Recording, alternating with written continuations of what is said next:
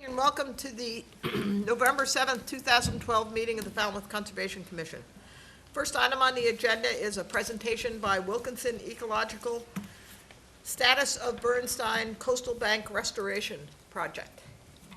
Jen? Yes, Madam Chairman. After consulting with the applicant's representative, we felt that it would be nice for the commission to see the progress made on this particular project since you went through multiple hearings and it was a difficult project for the commission to permit. It was something that you had never seen before. The board and the staff did not have a great comfort level with going forward with this, but the project's doing very well, and I thought it would be nice to have you see the progress. You guys don't get to go back out to sites most times, so Great. This is a way to bring that information to you. Good. Good evening. Good evening. For the record, I'm Jen Exner from Wilkinson Ecological Design. This project was first in front of you and approved the winter of 2010-2011. That was also when the initial implementation of the project began, and I have a short slide presentation basically of photographs throughout all of the seasons to present, just documenting all of the land management activities that were completed and the progress. So I can Great. just walk through those. Perfect. And I'm gonna switch what Tommy did.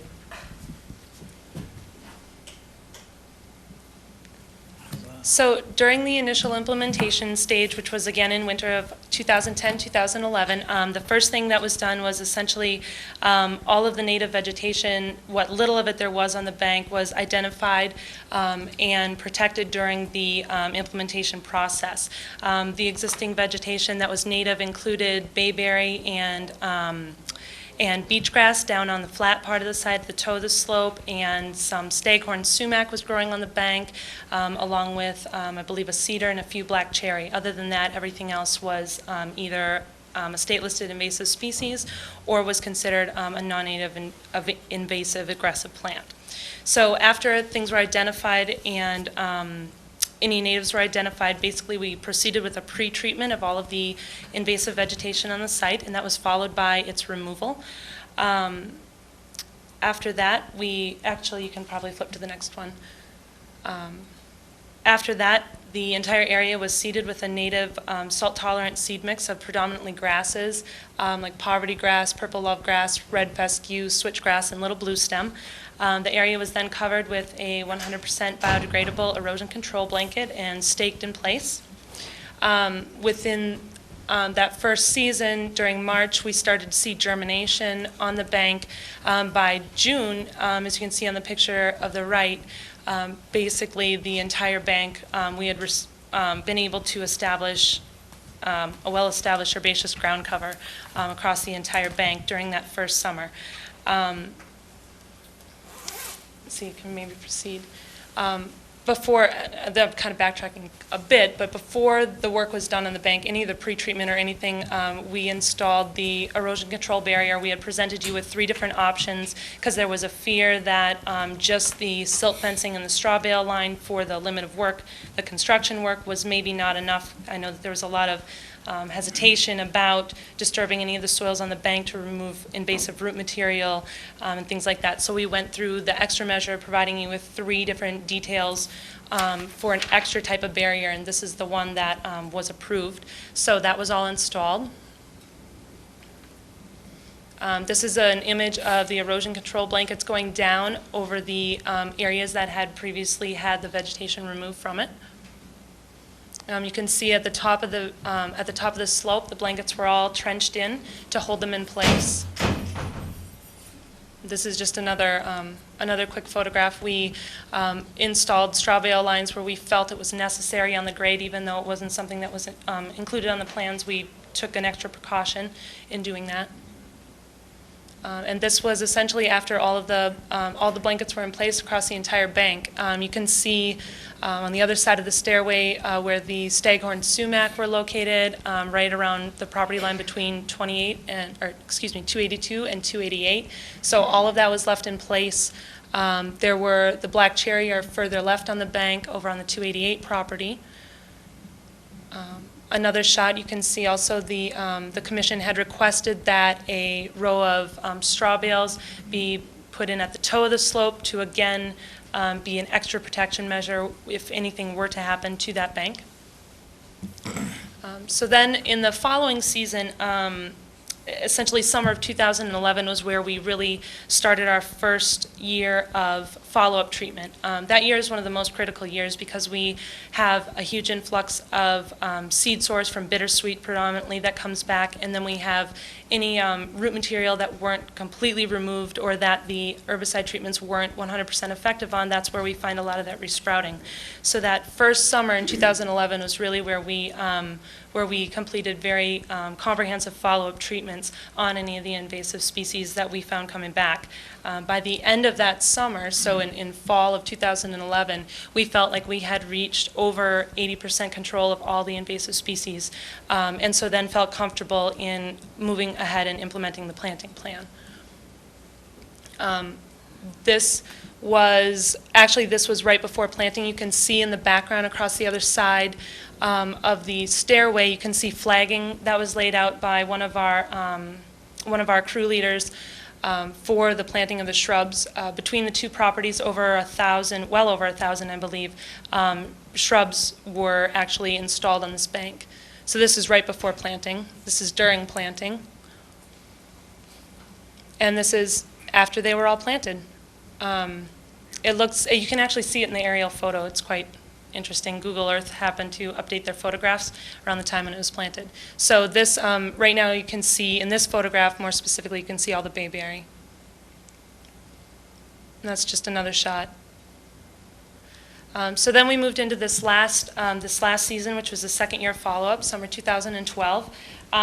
In this season, we really consider that we are moving more into a maintenance protocol rather than it's a good housekeeping measure is where we're at now. This last summer, we did a lot of hand pulling of some of the more herbaceous invasives that we find, like garlic mustard. All of that was gone through and hand pulled before it could go to seed. There were minimal amounts of the woody invasive species coming back, like the bittersweet sycamore maple seedlings. Those were all spot treated. A lot of the smaller shrubs, the grass actually came back so robustly that a lot of the smaller shrubs, like the sweet fern that were planted, were actually competing for light and nutrients and air circulation and everything else with the grasses. So we actually went around each of the sweet ferns and some of the smaller shrubs that were put in and cut the grasses back so that those could receive the amounts of light that they needed to continue their growth.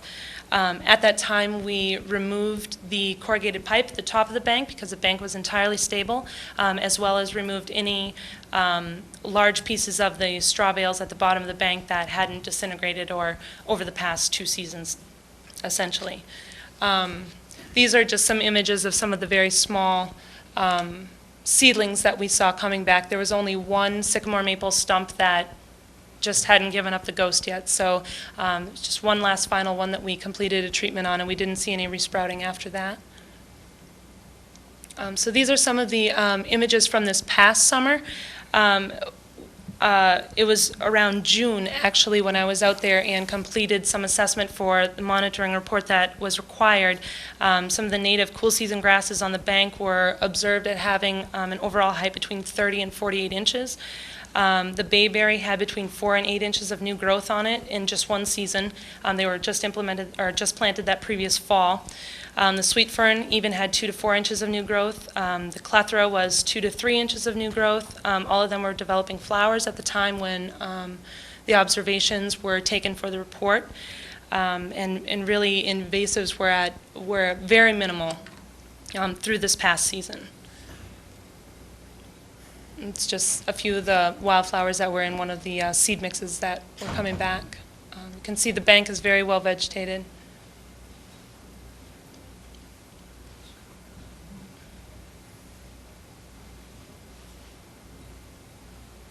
That's my dog.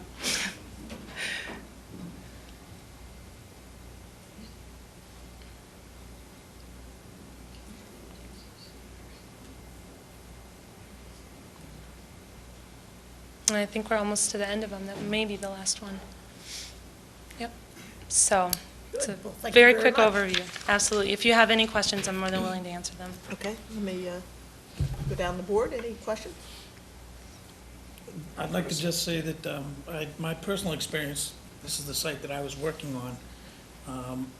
When it first starts, I understand the board's hesitation on not being exposed to this larger project. The comfort level was, tenuous at best, and I think they've proved themselves on this. There was large machinery on the bank, and it's very aggressive, and it's a lot of activity, and it comes in spurts, but one of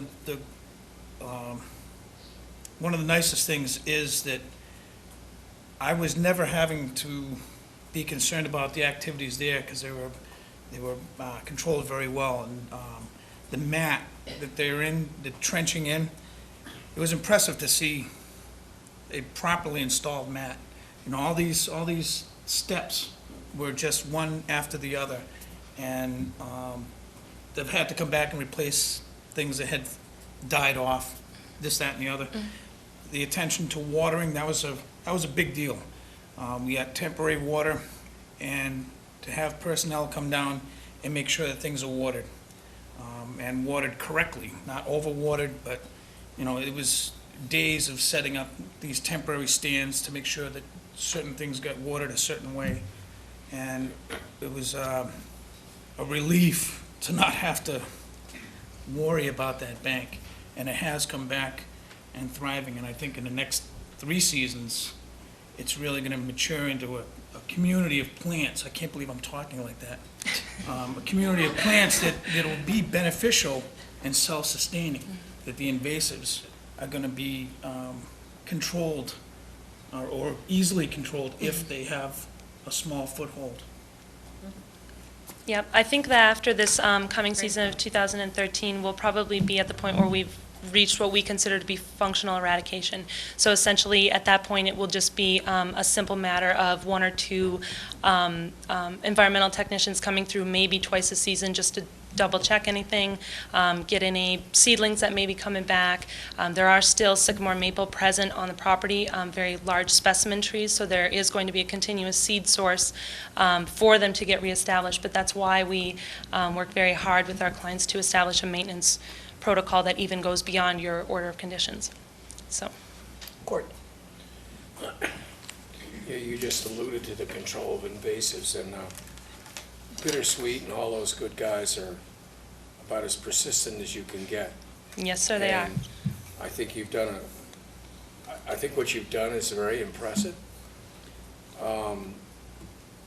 But it seems to me that you're almost committed to controlling those invasives in perpetuity. I don't think you can say, well, we'll go down the road 10 years and the problem will be solved, because in year 11, a bird will drop a bittersweet seed and you're off and going. So how do you propose in a long-term thing, once the order of conditions expires, to have a permanent maintenance program? And is that something that should be written into the deed? I'm not sure. I know we had an order of conditions that said certain things go ongoing with the deed, but the maintenance in something like this is critical, and so would you address that? Yep. We've worked in various manners from town to town, client to client. They're all a little bit different. As you know, some commissions, for instance, a lot of the projects we do in Chatham have an ongoing condition, like you're saying, recorded with the deed, where they allow for invasive management basically into perpetuity.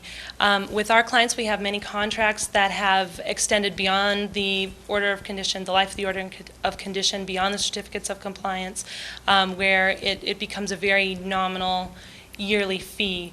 And it's essentially, they're put on our schedule as far as land management follow-up, and most of the technicians that we have working with us have worked at Wilkinson for a number of years. They're familiar with the properties. They may have even been there during the initial implementation and installation of those projects. So essentially, we put them in the program.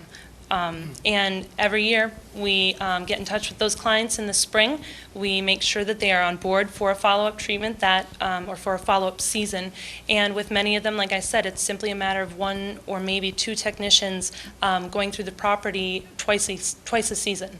It's as simple as that when you know what you're looking for and when you have taken the proper steps to reach that functional eradication point. And with various commissions, like I said, sometimes it's written as an ongoing condition in the deed. Sometimes that particular, we have one agent that we work with that says, when I issue a certificate of compliance, I expect to come back to this property 5 years later and have it look the same. So that's that agent's way of essentially being able to allow for that maintenance on those eradication of invasives to continue. So we are willing to work with, whatever parameters we're given, as long as the client is on board, and more often than not, they are, because it's a way to protect their investment. As you can guess, these are very, very, these are not cheap projects to implement. With the care that needs to be taken, the precision, the trained staff, the licensed applicators, the plant identification knowledge, even in season where we have no foliage. So most clients are willing to continue that, because by the time we get to the end of the order of conditions, again, it's a very, very nominal fee to be able to just keep it looking right. Yeah, and I understand what you're talking about, and I mean, we as a commission are considering a lot of different projects that are of similar things with an ongoing maintenance requirement. And whether it's control of Phragmites or invasives or any of these things, this has to be an ongoing thing. I mean, it can't be 3 years out or 5 years out or whatever. It's got to be on forever. Yep, And you're so preaching to the choir. You have a couple of interesting questions. One is, and so I'm asking this in a general term, not specifically to this project, but more because this is a question for this commission, for our administrator, and everybody else to kind of consider as to what's an appropriate action, because you have scenarios where you may have multiple property owners involved in a control project, and property changes hands. And now, 10 years down the road, there's a maintenance provision, and this particular property owner doesn't want to sign off to it, and now it's, where's the parameters, do you see? So that's what I'm asking the question. I'm looking at a broad issue, and I'm not sure you need to answer it. I think the commission needs to consider it. And we're not going to consider it tonight. No, I agree, but I think it's a question that the commission needs to explore. And It sounds this like the prompts it. termite man. The termite letter that comes every year. Do you want your house checked for termites? And you say, of course. Right. Ed, you had a question, I thought. No, but I just comment, I guess, that, when it came before us, this was a project with a few issues, and I guess I'm very pleased to see that it appears to be a very successful restoration, so good job. Thank you. Okay, I just want to make a comment that I don't want to see this look exactly like this 5 years from now, because in 5 years, I would hope a lot of those plants show 5 years' worth of growth. Absolutely. I meant in terms of invasive species. Oh, okay. Is what I meant. Obviously, all of our areas, we want them to naturalize and to continue on their normal path. Yeah. Gentlemen, any questions? Is there a slope where it's not flood practical? Like looking at that, that's a 2-on-1 maybe? It's very steep. Any of the slopes that we've worked on have been natural slopes, so to speak. They haven't been a man-made condition because we have been working on coastal banks and in resource areas. We have stabilized very, very steep slopes with the soils here. It's actually soil. There's a lot of properties up the Orleans Way, Truro, Wellfleet Way that it's essentially dry run sand. And we have successfully been able to do projects like that as well. But obviously, the vegetation's a little bit different. Yes, absolutely. Just a comment that it looks like you guys worked really hard on this and it paid off, and there was a tremendous amount of activity going on there for a long time, and it looks like a well-developed, functional coastal bank. Nice job. Thank you. Any questions from the audience? Okay, well, thank you very much. Thank you. The T Tommy, lights. could you Yes. give us light? Thank you. Minutes, 10/17/2012. Make a motion to accept the minutes as printed without any major Changes? changes. All right, Accept? okay. Any other comments? All in favor, say aye. Aye. All opposed? Unanimous, so moved. Minutes of 10/24. Didn't get to those. I also didn't get to them because We partially approved them. we partially approved them, but we Yeah, have but to, that's- we'll do them on the, we don't meet till the 21st, correct? 28. 28th. 28th. Okay, those of you who are out there who miss us, the Wednesdays we're not on, we will not be live next week or the week after. If you see us, it's a repeat show. Okay, request for. Popular request. Yes, by very popular, although it seems whenever there's a repeat show, people see me in the street the next day and say, oh, you know, I watched you last night, and blah, blah, blah, and I said, I wasn't there last night. Request for a determination of applicability. Town of Falmouth, wastewater management, care of Amy Lowell. Amy wants to go home. Water Street, map 49A0200H000B, Woods Hole, for permission to remove a 550-gallon fiberglass reinforced plastic fuel storage tank from an underground concrete vault adjacent to the wastewater lift station. Jen, before you say anything, just let me remind everyone here that with request for determination of applicability, if the recommendation is a negative, that means you can go ahead and do it as you've discussed. If it's a positive, it's back to the drawing board, and you may come in with a notice. Jen? Yes, Madam Chairman, the staff has reviewed the project. We are recommending a -2 under the state and the bylaw with the resource area boundaries. So moved. Are you Second. going to make it through tonight? I hope so. That's fading fast. Okay, we have a motion and a second on the table to accept staff's recommendation of a negative determination. Are there any questions? Yeah, I have. Yeah, Ed? Well, I was just kind of curious as to why this is before us. I know there's a vernal pool out in that area, and is this anywhere near the vernal pool? And if so, what steps are No, being taken to Ed, protect it? It says Woods Hole. It's in Woods Hole.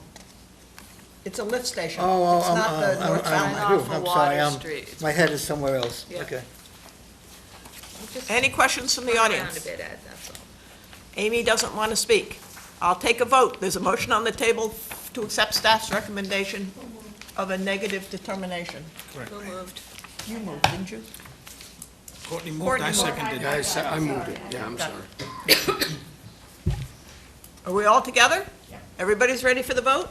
All in favor, say aye. Aye. All opposed? Any abstention? Unanimous, so moved. Good night, Amy. Be safe on the Amy. way home. Yeah. Friends of the Cove Incorporated, care of Patricia Johnson, 10 Point Road, map 0401-001-164, North Falmouth, for permission to remove vines and basic vegetation control phragmites using approved methods and to mow the existing park area. Jen? Yes, Madam Chairman, we are recommending a -2 under the state and the bylaw with the resource area boundaries not confirmed. This parcel has a CR on it, it's held by the 300 committee. The original project was to control phragmites using an herbicide that is not allowed under their CR, so they're going to be looking to modify that to allow for the control of this invasive species. So at this point, we're just approving a manual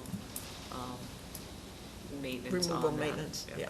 Move to accept staff's recommendation. Second. Okay, any questions on the board? Any questions from the audience? Do the representatives want to say anything? No, they don't. Okay, motion on the table is to accept staff's recommendation. All in favor, say aye. Aye. All opposed? Any abstention? Unanimous, so moved. Thank you, you can go home now. Thank you.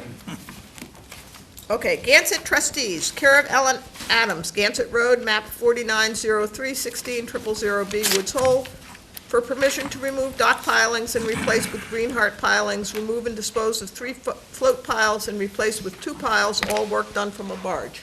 I would like to recuse myself. Yep. Don't go too I far. was gonna say, don't go far, Tommy. Yes, Madam Chairman, the applicant would like a continuance until December 5th. Back, So come back. moved. Second. Okay, motion on the table is a continuance to December 5th. Any comments from anybody? Okay, all in favor say aye. Aye. All opposed? Any abstention? Unanimous, so moved. Okay, Michael Burwell and Pamela Benton, 272 Acapasket Road, East Falmouth, for permission to Vista prune. Jen? Yes, Madam Chairman, the applicant, the staff is recommending a -2 under the state and the bylaw with the resource area boundaries now confirmed. So moved. Second? Any questions on the board? Any questions from the audience? Okay, motion on the table is to accept staff's recommendation of a negative determination. All in favor say aye. Aye. All opposed? Any abstention? Unanimous, so moved. Betsy told me to blame you. He doesn't want us, he thinks you've passed it back to me, and I'm gonna pass it back to him. Howard, you're probably the strongest of all of us right now. Yeah. Don't bet on it. Howard Smith, 33 Ocean Avenue, East Falmouth, for permission to pump, fill, and remove the cesspool, install a new Title V sewage disposal system with a 3,500-gallon septic tank, raised leaching bed, installation of a 6-inch concrete slab, and to relocate utilities. Jen? Howard Smith? We're recommending a -2 under the state and the bylaw with the resource area boundaries not confirmed. So moved. Sorry Second. about that. That's okay? Any questions? Any questions from the audience? Okay, motion on the table is to accept staff's recommendation of a negative determination. All in favor say aye. Aye. All opposed? Any abstention? Unanimous, so moved. Town of Falmouth Engineering, care of Scott Schluter, 318 Quaker Road, North Falmouth, for permission to replace the existing failing septic system with a new Title V sewage disposal system within the existing paved parking area, and I guess that's why Don's here. Yes, Madam Chairman, this is a project the town's been working on for a long time. Obviously, you know that the septic system at Old Silver Old Beach. Silver Beach has failed. So this is designed to replace that. So we've reviewed the project, we've spoken to the engineering department, we've been out to the site multiple times on the different issues they've had out there. So we think this is a great project, and we're recommending a -2 into the state and the bylaw with the resource area boundaries not confirmed. So moved. Second. Okay, motion and second on the table to accept staff's recommendation. Any questions? Any questions from the audience? Any comments from Don or Scott? No? Okay, I have a comment after we take the vote, before you guys go. Okay, all in favor of the motion on the table, say aye. Aye. All opposed? Any abstention? Unanimous, so moved. I've already told Don this. I just want to say, Jen and I went out after the storm well, of course, we could take another trip after this storm, but after the storm last week on Tuesday, and saw many of the town engineering, DPW department, DNR, beach people, and so forth. And there was a lot of damage to areas along the South Shore. And I am really impressed at, first of all, how you prioritized what would be fixed and how quickly things were fixed. So please pass that back to everybody who's responsible. Probably see us with some projects, So we've exposed some new projects, Well, there's some that's probably gonna require. a little more first work. intent, Possibly, Okay, good, yes. good. Probably. Night, Scott. Night, Don. Safe drive. Night, gentlemen. Request for a hearing under a notice of intent. All hearings of the Falmouth Conservation Commission are heard simultaneously under the authority of the Massachusetts Wetlands Protection Act and the Falmouth Wetlands Bylaw. Although a single decision is issued, it represents a separate decision under each authority. Now we turn the page to see what they are. Okay, John and Patricia Ramey, I guess, 80D Little Island Road, West Falmouth, for permission to construct a new addition, a second-story addition, remove and dispose of oil and propane tanks, and install a new gas service, pump and remove septic tank and install new Title V sewage disposal system, and the associated clearing, excavating, grading, and landscaping. Jen? Yes, Madam Chairman, I'll save any of my comments until after Tom's presentation. Good evening, Tom. Is there some reason you need a safety vest? For protection. Okay. Oh, it's for Courtney. This is for Courtney. I think I did this, return that Oh, last good. year too, in the same way. Thank you very I much. think you did, actually.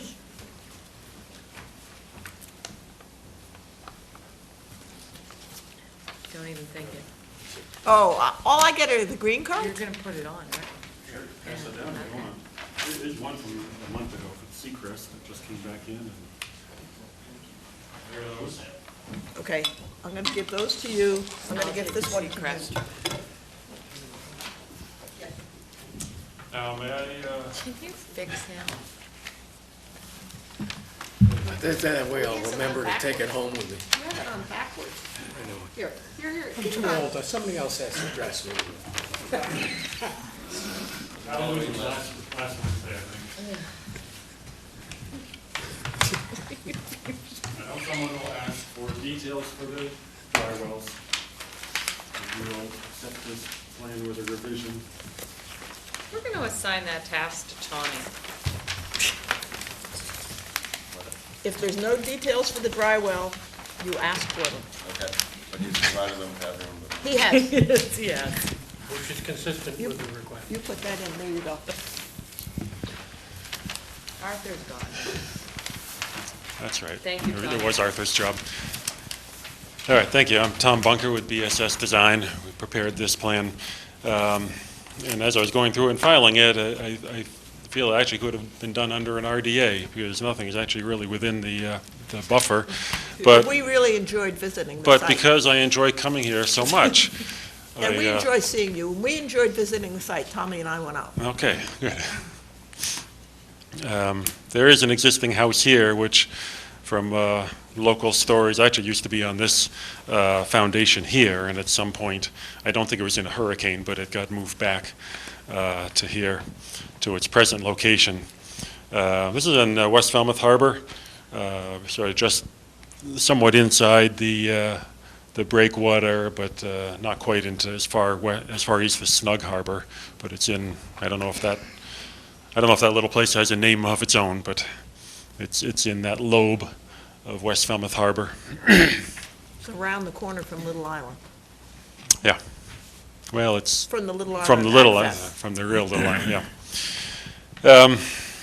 The harbor is down here. There's a large area of sort of beach and salt marsh, old wooden pier that seems to go nowhere. It ends on this area. As I said, there's an old foundation here, the existing house which got moved back. Little Island Road in this location is a dirt road. It is, well, pretty much all of it's a dirt road. It's well off-center from the right-of-way, so there's actually a lot of the land in front of it is actually within the road layout, not on the property. West Falmouth Harbor and that area is in a velocity zone, V14 elevation 16, and the 25-foot extra line, the Falmouth velocity zone comes in and over about the southern third of the house or so. There's area through here with scattered cedar trees and whatnot around and some other brushy areas. And there is a septic system, but there's a tank right here and a leaching pit down in this location, which is within 100 feet of the salt marsh. It's in the A zone for the salt marsh. So part of this probably wasn't listed on there. Part of the project is to basically just go through and crush that and fill that with sand, and the remainder is to take this tank out and put in a new 1,500-gallon tank and a new leaching field here, which is Title V compliant. It's not in the velocity zone. It is in the A zone, but that's okay for it. The reason it's over here is that there may be a plan coming through for a detached garage, and that's why we pushed it over, the leaching field over to this location, to leave some room in here. And it does work, you know, by gravity. The profile works properly to get over to here.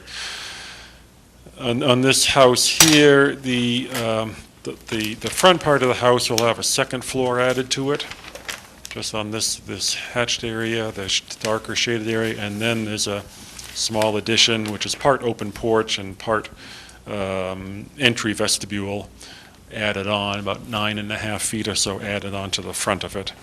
And as part of all of this work, there'll be a new gas service brought in. Within this, there's a little fenced area there where there's oil tank and propane tanks. That will be removed, so they'll have new utility service from that location. It's not within an A or a B zone line. None of the added footprint is within a mitigation area, so there's actually no planting required for that. And that's the project. Okay, thanks. Jen? No question. I don't know, was somebody assigned to this one? Yes. That was Ed. Ed? Yes, and because I was assigned to it, I too visited the site. And it was pretty. But I'm not sure that I had as good a time as you was telling me, because I waited till today to do it. Oh, It was cold and wet, and it was windy. oh, it was beautiful. And I only went because You felt Well- obligated I made to. him. when I decided to join this commission 9 years ago, I volunteered to do what I had to do, and I feel as a site officer, you do have certain responsibilities to make sure you visit the site. Almost like the postal Oh, service. I didn't want to do it, but I forced myself out there, only to find that there's no issues, so I think we can proceed on this one. Court, No question. No questions. Tommy? No Mike? question. My question is, I have none. I have none. Okay, Hey, this may be a first, really? really. Yeah, I think We're on the board. Every once in a while, we have one of these. You can put So this down so on- I should have left the drainage detail off, so you could have had a question. You should have. But we're glad that you noticed that you needed to do that. I'll entertain a I motion. move to close the hearing, take it under advisement. I'll second that motion. Okay, there's a motion and a second on the table to close this hearing and take it under advisement. Are there any more questions on the board? Are there any questions from the audience? The audience is dwindling. Okay, we'll take a vote then. Motion on the table is to close this hearing and take it under advisement. You with me, Susan? Okay, all in favor, say aye. Aye. All opposed? Any abstention? Unanimous, so moved. Thank you, Tom. Thank you. What was your job last week? That you had to return a shirt for? last year. That you've had that jacket since last year? No, at the marathon, I was at Brickhill Road. Oh, all right. Telling people like me I couldn't park on the side of the road. Okay, the next project is Michael Mooney, 96 Penzance Road, Woods Hole, for permission to implement a buffer zone restoration project that includes the removal and management of non-native and invasive shrub species, the installation of appropriate native plant species, and the associated clearing, grading, excavating, grading, and landscaping. Jen? Yes, Madam Chairman, I'll save any of my comments until after the presentation. I thought you two young ladies were just here to listen to us, but you had another project. We do. We're So still wel- here to listen to you, but Okay, welcome again. thank you. For the record, Jen Exner from Wilkinson Ecological. So some of you may be familiar with this property. You had a notice of intent that came before you a while ago for a new house construction. This project has no construction component to it. All of that has been approved by you. The mitigation that was approved for that is still in place. We're not proposing any changes to location, plant species, quantities, or anything like that. We wanted to make this, it's a fairly complicated land management plan, so we wanted to try to make it as simple as possible by keeping those two items separate. So we were approached by the homeowner to essentially do an assessment of the entire coastal bank and buffer zones. We were able to characterize the site into a maritime woodland portion of the site, which is on this side. All of the black dots are represented by existing trees, which we would like to remain. And this portion of the site we characterized as prime for the reestablishment of a native maritime shrubland community. When we were there and completed our observations, we found almost as many invasive and non-native species as we did native. There are portions which are more highly invaded by our usual suspects than others. In the woodland area, we even found a very small stand of Japanese knotweed trying to establish itself, which we never like to see, but fortunately it's very, very small. One other area that we were concerned with after our original assessment, the coastal bank has an area of riprap which stretches completely across the coastal bank. And we were concerned because we observed a large portion of the bank here populated by gray willow. I don't know how familiar this commission is with gray willow, but once it reaches a certain age, its wood is very brittle. It has the ability to easily shatter or break and reestablish itself, to wind throw, all of these types of things. And with the some very large in diameter willow that are growing directly out of that riprap on the bank, we did have a concern that, well, not only are they almost on the invasive species list, but we definitely have a concern that they can dislodge some of that riprap and potentially destabilize parts of the coastal bank. And I did have the opportunity to go back out to the site earlier this week after Sandy came through the previous week, and two of those willows I did observe had large branches and large portions of them which were affected by the wind and are now laying basically over some of the salt marsh vegetation that is adjacent to them. For the upland portions of the property up here, most of that vegetation has been historically managed. The property, to my understanding, has been in the family for quite some time. We have proposed some removal of previously managed cedars that are near the top of the coastal bank. They've been just historically managed by the property owners. We felt that we could offer replacement of those cedars at a 2-to-1 ratio in areas where they would be allowed to grow and mature so that they can provide the type of habitat and wildlife benefits that they can be able to do when they're unaltered. As far as the area where we, in here, there are quite a few black cherry that have been managed in a similar manner. One way that we have found very effective to be able to actually rejuvenate black cherry is to essentially coppice them, to cut them and to let them regenerate on their own. They regenerate as a large shrub. And one of the benefits of this is that we can greatly increase the biomass by doing it, and we can greatly increase that biomass very, very quickly. They already have an established root system, therefore they put all of their energy and all of their growth into providing foliage. We had a project that we use this strategy on in Chatham, and we observed that they had anywhere from 4 to 6 feet of new growth on them in just one growing season. So they're able to readily regenerate themselves, and we thought that this type of strategy fit very well with revegetating that area and restoring it to a native maritime shrubland. With that form, they would be able to better provide a bigger biomass and better provide the habitat functions which we want them to. As far as the timeline of the project would work very similar to the project that I presented to you previously. We're permitting it at around the same time. We would hope that we would be able to essentially implement this project in the same manner. There would be a lot more handwork and a lot more labor involved. There is not very good access to this particular coastal bank.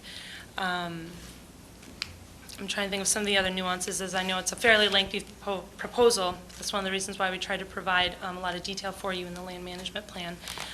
We did observe one native pitch pine growing at the top of the bank. Appears very healthy. It has no signs of turpentine beetle or of decline in any way. We observed at the bottom of the bank an Austrian pine. In the land management plan, we tried to document for you the condition where the salt marsh, excuse me, the salt marsh vegetation has been shaded out by it over the past few years. There's an area that's directly under it that the salt marsh vegetation is no longer there. So we would hope that you would approve the removal of that non-native tree so that the salt marsh vegetation can rejuvenate itself. The area over on this side of the property, below the coastal bank, is actually a fairly intact maritime shrubland. There are a couple very nice cedar specimens growing in this area here. There are English oak on this property, which is non-native. There are two very large trees right now providing canopy. English oak is typically not a species that we are too overly concerned with, but we do check on it, we do monitor it. There are a few sites that we've been on where we've seen it able to establish itself very aggressively. I would not consider this site to be one of them. We are, however, asking for permission to remove one sapling English oak, which is growing adjacent to one of the cedar specimens, which is very healthy, very full. With the growth rate, some of the English oak that I've observed in Orleans have put on anywhere from 8 to 11 inches of new growth in 1 year. So we would love to be able to remove that to allow the cedars that are in that area that it's in direct competition with to continue growing as they normally would grow. The proposal has been outlined to supplementally plant the understory as a woodland restoration area with complementary species to the previous mitigation that was approved in that area. As far as the maritime shrubland, we would be revegetating with, at least initially revegetating with a native salt-tolerant mix, much as you saw on the previous project which I presented to you. And then after reaching invasive species control of at least 80%, we would then go ahead and plant in a very similar manner. Maybe I'll just leave the presentation at that. I know there's a lot of things going on with it, and let you ask any questions. Okay, thanks. Jen? No, at this time. Court? Well, who has this one? No questions. Nice project. Thank you. I had it, Oh, and it sounds like a good, helpful project. I like it. I guess the only thing that I would ask is if you could document it as you did the previous project, and maybe in a few years, see how it went. Absolutely. Actually, let me just check our management plan. We may have already included for the provision of we would condition that. monitoring reports.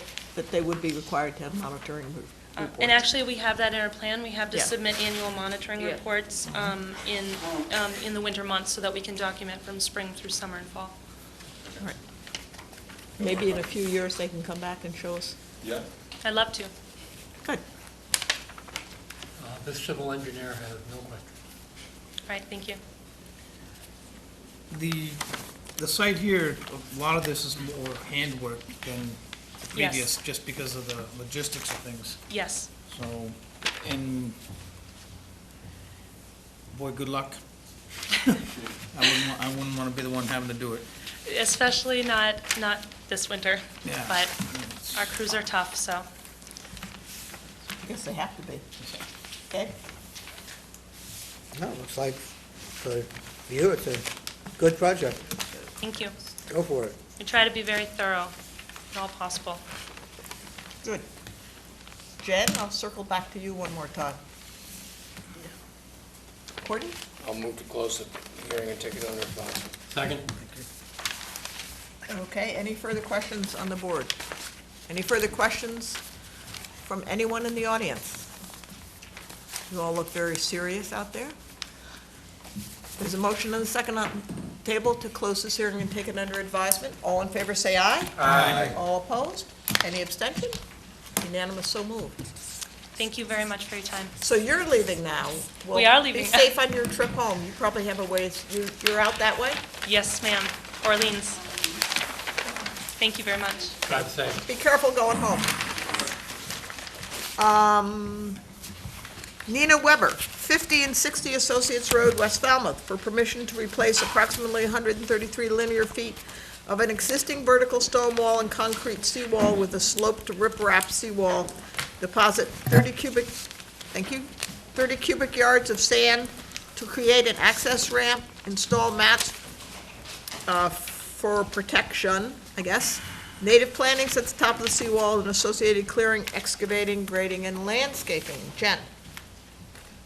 Yes, Madam Chairman, I'll save any of my comments till after Barbara's presentation. Good evening, Barbara. Good evening. For the record, Barbara Frappier with Warwick and Associates. This is a project that is on the north side of Chappaquiddick Island. The property is here, number 50 Associates Road. And the front of the property on the beach side, as you can see, it has a, can you see that? All right, you saw it. It has a concrete and stone wall at the base of the coastal bank, and the coastal bank is pretty well vegetated above that, with the exception of areas on the lower part of the vegetation where we're having some erosion. If you went to the site, you saw that the wall is in very tough shape. It needs to be repaired, but better still, it needs to be replaced. There's no proper footing. And our proposal is to remove this vertical wall with no footing. There are some shallow footings here and there, but for the most part, there's no proper footing. We want to remove this wall and replace it with a more classic stone riprap, sloped back, not concreted. Although we're not going up the whole face of the bank. We don't want to do a large wall, probably not much more than 3 feet taller than the wall that's existing here. The problem with doing the work is that we can't get to the site through this property.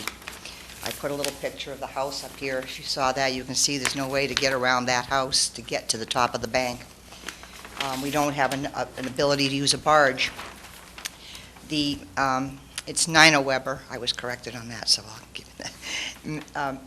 Her family has control of this property here as well, and we have the ability to access the beach through this property next door. This is it here. There's a large expanse of lawn that goes to a concrete wall. There's some dunny area here with beach grass that goes down to the beach. The proposal is to stage here in the driveway, drive the equipment down over this dune. However, in order to get over the dune, we have to deposit some sand on the dune in order to make a ramp that's suitable for the equipment to travel down. We're estimating about 30 cubic yards of compatible sand. It'll be compatible in grain and composition. The equipment will travel down here. We also will have to relocate 3 ornamental shrubs that are in our path, and there is one low-hanging tree branch that we might have to remove. What'll happen is the excavator goes down here, it travels along the beach, and the work will begin at the far end of the wall, and they'll only do it section at a time, working their way back. Take out some, put in the new riprap, and then work their way slowly back, and then come back up.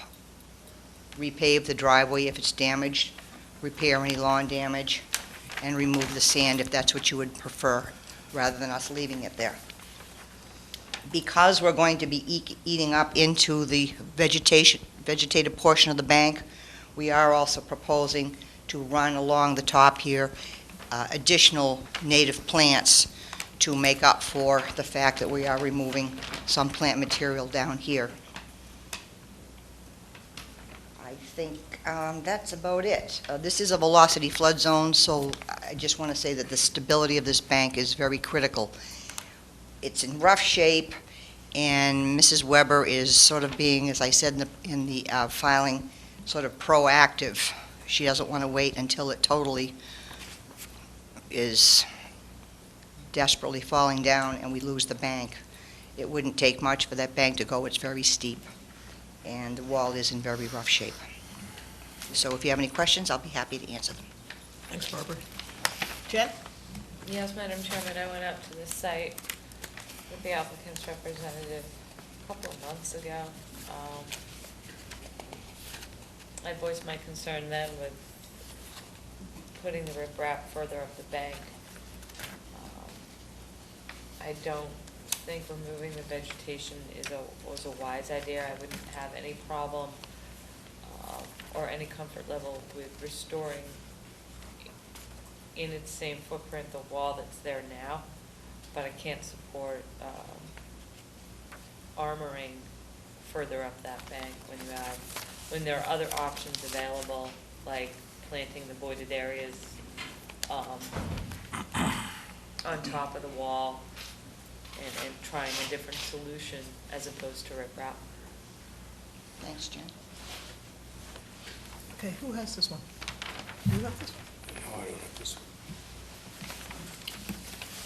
Maybe Michelle had it. I didn't see the list this week. I didn't see them. Do you want to start? Sure, I was going to echo Jen's comment. She actually asked the question I was about to, but perhaps you could explain what your rationale is for raising that up higher. Because it is the velocity zone, it gets hit with storm waves. We do have sea level rise, and what's happening is it splashes over here. If you looked, you could see that this is all eroding in behind the wall. Underneath is all bare-rooted plants, and nothing is growing. I have some photographs with me if you didn't get a chance to see it, but that's the reason to get it up. Also, in order to get the one-to-one slope on it, which is a preferred wall, it's never good to have a straight face wall, as you all know. In order to put the toe stones in and get some sort of vertical slope on it, the geometry doesn't work. We have to go up a couple of 3 feet to do that. All we're going up is into the area that's, as you can see, it's bare rooted here, is mostly voided. Any bare areas that are there after we do the work will be planted up heavily. She doesn't want to have big, massive riprap wall. She just wants to protect the banking with something that's going to last. Given that our regulations provide for the fact that you can repair something existing, how do you justify under the regulations increasing the height? I'm going to turn this over to someone who is much better at answering these questions than I. Chip Schultz from the W.S. Schultz will be doing the work. Chip? Chip Schultz from W.S. Schultz Company. We were hoping to do the work. We looked at this vertical wall, and it's a lovely wall, West Falmouth, nice granite. My first thought is maybe could he try to rebuild it. But one of the problems here, and we're getting it all over, is that sea level rise. And we all know, we're all aware of the fact that if you have a vertical wall, the seas hit it, the energy goes down and up, mostly down, and it washes out. So you're getting more and more every year, more this wall is just undermined, and it's not going to be there. Having a vertical wall was great when they built it 50 years ago or whenever it was, but it's just not working. Put in a riprap wall, it's going to act the way it's supposed to. And, I mean, the bank is armored anyway with greenery. I mean, you're armoring it up about the same as the wall, a little bit higher. So I think that's why the rebuilding that wall just won't work.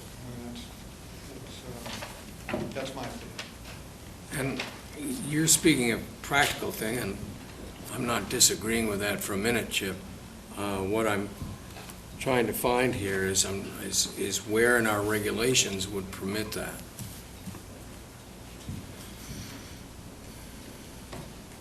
You can leave it with that.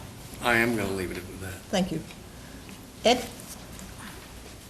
Thanks, Chip. See, don't go far. No, I'm just looking at this, and these types of projects are going to become more and more frequent as the years progress, and I guess I won't be on this commission. That's pretty good, so I won't have to deal with it. The issues are difficult. So I guess the real issue that we're talking about here is the whole idea of raising the height, right? Yeah, absolutely. Well, basically, if you want to have a bottom line, even if there weren't that little wall there, what they're asking to do is put riprap there on a vegetated bank. Right, right.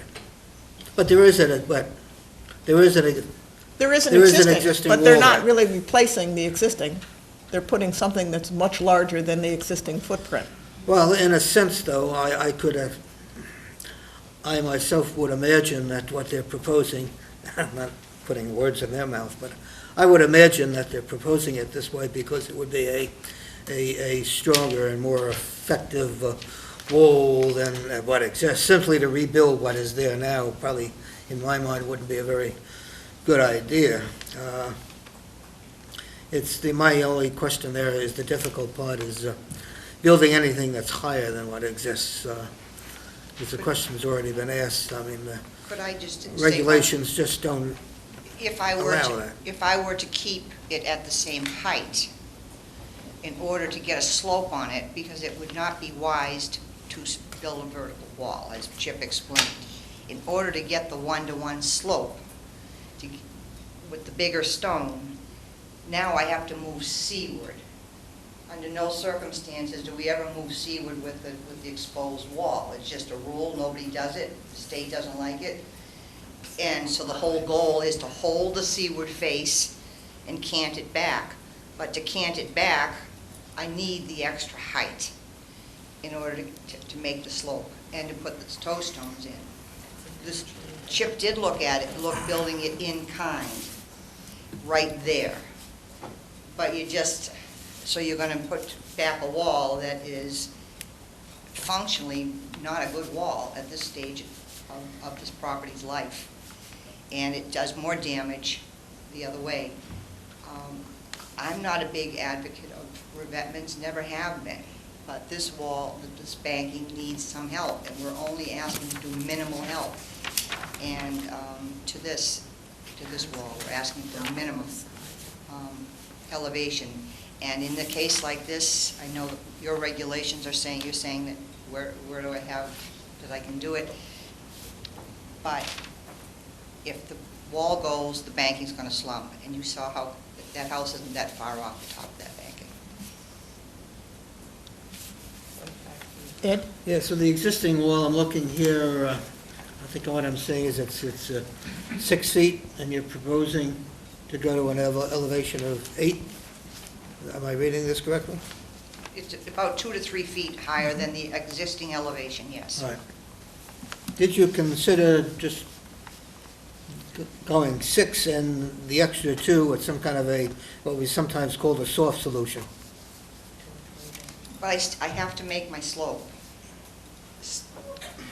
And I Right. need the height to get the slope. Right, but as you have it drawn here, your schematic shows 4 boulders But if it's. equaling 8 feet, so But if 3 the boulders water's would be already 6 going feet. over a 2-foot wall, it's gonna go over a 2-foot new wall and hit whatever vegetation I would put on the top. Unless you have some other. No, we understand what the issue is. Ed? I'll let you think about it, and Yeah. Tom? I really, in a construction mind, I can appreciate the function of this. I understand it, and I have no problem with it. I think that in the long term, it will actually benefit the bank, that leaving the status quo just erodes and does nothing. Putting it back in kind, really, when you have a better option of this armoring, I can see that. One question I do have is, you're saying 1 to 2 ton stones, and the travel across this area, the beach grass to get to the top of the wall, and the mats and all that. I know that that's a good methodology, but do you know, is there an anticipated time how long this would take? Chip? Yeah, the bulk of the stonework, the tear out and put back, is this like a month's time just because of? Yeah, probably at most. I mean, it really is so weather dependent, especially this time of year, and it would have, would be happening over the winter. I think that, that Okay, for, 3 to 6 weeks.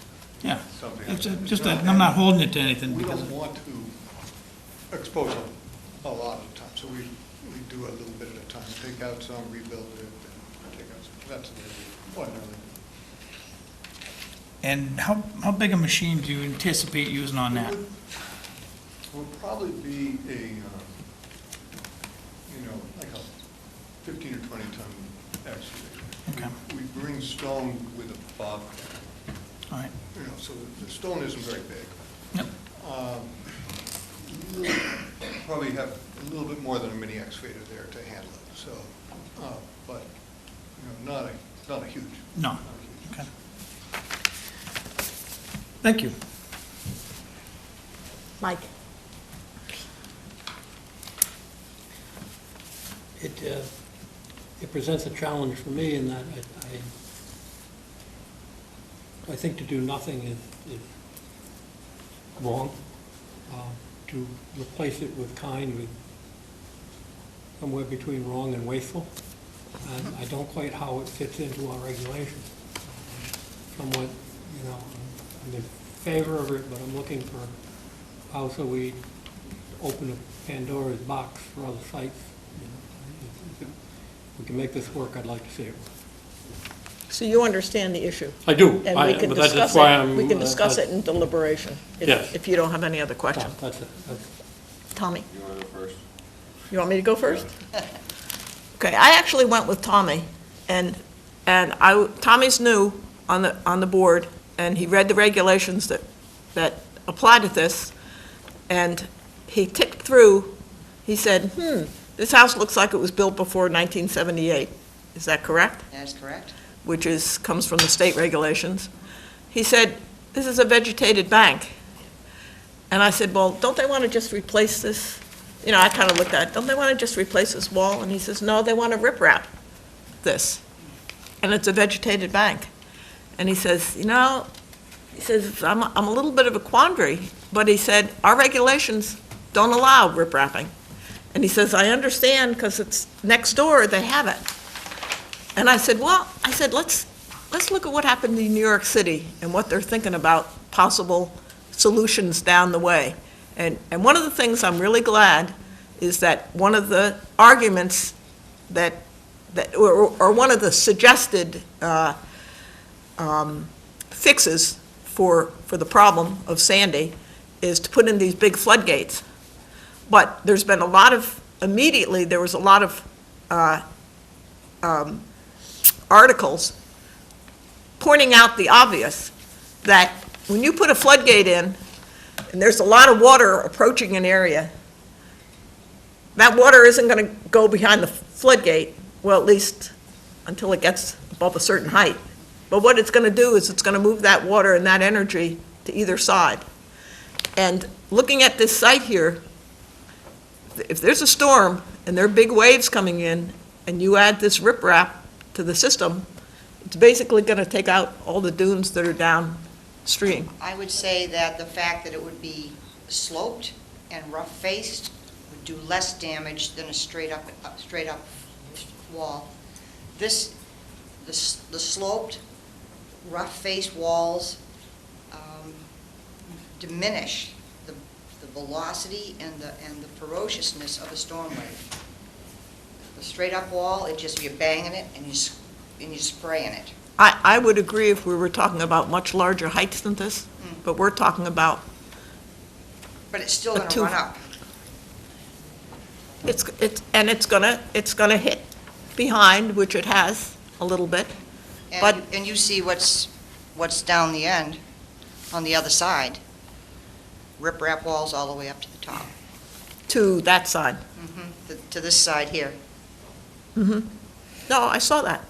But the fact is, Poured concrete to each. both the state and the Poured concrete on local the regulations, if this house was in imminent danger of falling in, then we could consider this project. But it's not, there's only minor erosion right now.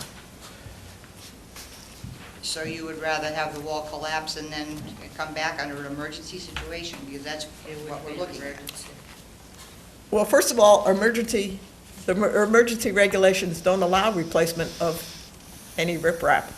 Well, under the state act, if you're 378 and you have Right. an armored wall, you can replace it. You could come back, but it wouldn't be under emergency I'm regulations. just saying, it would be an I'm just emergency for the saying, that's a- homeowner. It would be an emergency for the homeowner. Right. Holy crap, my bag Right, is but I'm sliding just out of the saying, beach. that's a very, in fact, the state did not allow, under the emergency regulations, repair of walls, because, specifically because they want to evaluate. I didn't mean this Sandy thing. I Yes. meant just, if the homeowner has an emergency, Yes. this collapses, then what are they gonna do? How long is it gonna take for them to be able to fix it?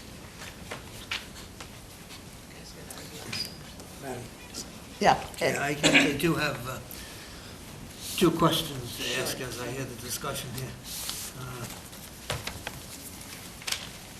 Barbara, can you tell us, the existing dwelling, at its point closest to the Chappaquay Harbor, how far is To it? the harbor or the top of the bank? Well, how far is it from the top of the coastal bank? Hold on, let me get my. 20 feet, 20 feet, thanks, Jack. 20 feet at its closest point.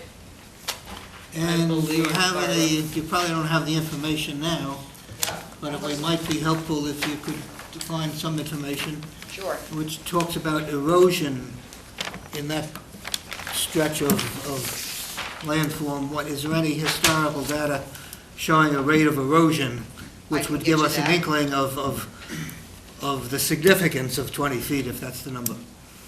So how important, 20 feet is, how much protection does it give you, I guess is the question. Gentlemen, so that's some information which might be I helpful. understand. It may not be really applicable here because we have an artificial situation, whereas the fact that we have, but I'll look back to I'll get the Army Corps historic data. It sort of comes to the issue of how threatened the house might be. And if, if you could Wait a establish second, some kind let of him finish and then. threat to the existing structure, that does change things. One of the quandaries I'm in is if you don't do anything, that bank is going to erode faster. I mean, That's we're talking about is if you live and sit, then you have some life, but if you don't do it, one of these days it's gonna go away, and then the bank will erode faster than ever. So, That's correct. not doing something doesn't feel appropriate to me.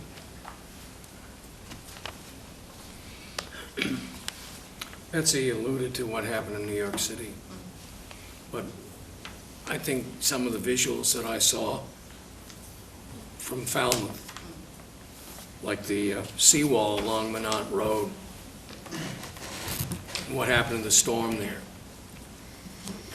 Our regulations right now, while they do account for sea level rise and so forth, one of the quandaries that we're all going to face is the fact that sea level is rising. You get a storm like the one that's howling out there now. Granted, the winds are out of the northeast, so we're in the lee of this, but if it was a southeast gale, and so I'm not sure how we deal with this, but the regulations are very clear that you can rebuild and you can repair, but you can't expand. And so if you can't expand and the house falls into the ocean, we see a lot of houses fall into the ocean in these storms. And so I'm wrestling with a lot of stuff and I haven't got an answer for you. I'm sympathetic to the dilemma you're facing, but I'm also looking at the regulations that we have, how we deal with that. I think that I see a lot of houses falling into the sea as well, all over the world, all over Florida, wherever. And sometimes they're out on a barrier beach and it's sort of like an in-your-face situation. In a case like this, where you've had an established home there for decades, it's one of the few remaining classy-looking houses out there. And that the fact that she wants to preserve that long-term for her children and not wait until it's in crisis mode or have her children inherit something as resident owned seems to me to be wise on her part. What I would ask you then, if you are wrestling with the fact that your regulations have a strict prohibition, your regulations also provide for the applicant to apply for a variance. But And if you feel that that would be more appropriate. not too far south of where this house is, you come down to Black Beach, Yep, and you come to the end of the spit, yep, where you go into the entrance of Great Sippawisset Marsh. Yep. And there was a house there, it had been there for decades. Mm-hmm. And I can't remember when it fell into the ocean, but it did. And So- on the flip side of that, the reason the state put these regulations in is because of all the armoring that was done in the 30s and 40s right, that have had drastic changes on our coastline. And these are what the regulations are. right. I There- don't disagree with that. I do not disagree with that. But I think what was proposed here was in spirit with what is already there, that shouldn't have been put there to begin with 80 years ago. But now it is, this is the situation, and we're trying to make it better. And Barbara, Please please, function. please understand that I'm not trying to be Simon Legree. I know you're not. You know? I know you're not. I'm simply rather trying to point out that, you know, we've got a very dynamic situation on our coastline, and it's only gonna get more dynamic. That is correct. And the solution to making it more, dealing with more dynamic is not thousands of yards of concrete and stone, because you're not gonna beat Mother Nature. But I don't think that's what we're asking for. No, you're Well, not gonna beat Mother Nature. you're not asking period. for it, but you realize that I we do. represent everybody in Falmouth. I do. And as I said at another meeting, Precedent. we don't want to have Hadrian's Wall around Falmouth because Mother Nature will breach the wall at some point. Ed? I have one more sort of comment on sort of the big picture that we're struggling with here. When we all appointed this commission, we took an oath to uphold the Falmouth wetlands regulations, and that's what we're dealing with here, and that's kind of what the issue is here. We took that oath to uphold the regulations, and we must do that. And therefore, it's not really up to any one of us. We don't really have the authority to say, oh, well, I don't agree with the regulations, and, well, I don't see that there's any harm here, so I'm going to vote and say you can go ahead. We don't really have that authority, and we swore that we would not do that, as a matter of fact. So it's the regulations that are here, and they're very real. And this is a very, very big issue. It's not just a Falmouth issue, it's not a Cape Cod issue. It's an issue for the entire country and beyond the entire country. Certainly, it's been an issue for many years over in parts of Europe, and we're all familiar with some of the things that are done over there. But so, I mean, over time, I think regulations can and need to change from time to time. With the regulations change, then you do different things. But that's a very large task, and on these kinds of issues, it's so challenging that I don't have the background, and I couldn't even acquire the knowledge and background and confidence with years of study, frankly. It's a very big thing that needs to be addressed by the best minds and the best authorities on all of these issues. It's beyond our commission here to suddenly say, oh, we're going to sit and we're going to change the regulations, and this is the way it should be. We really can't do that. So I just come back and say, the regulations are there. They were very carefully crafted when they were put in. They were done with a lot of thought. They were done a lot of hearings. They're based upon the best information and science at the time. And until such time as somebody comes up with a better argument, our responsibility that we swore to is to uphold the existing regulations. And that's what I will plan to do after we have some kind of a deliberation on this project when the time comes. Jennifer is sniffling, and I just will say one thing to you. I have myself sat on that side of the bench and made the same speech. So don't think that I don't understand what you're saying. Barbara wants everybody to have the chance to be an engineer, an applicant, and a regulator. it's all of us have to think in those terms, that we all sort of, as, life's a stage, and we're all players on it. We all have our roles to play. So Barbara, let me ask you, wait a second.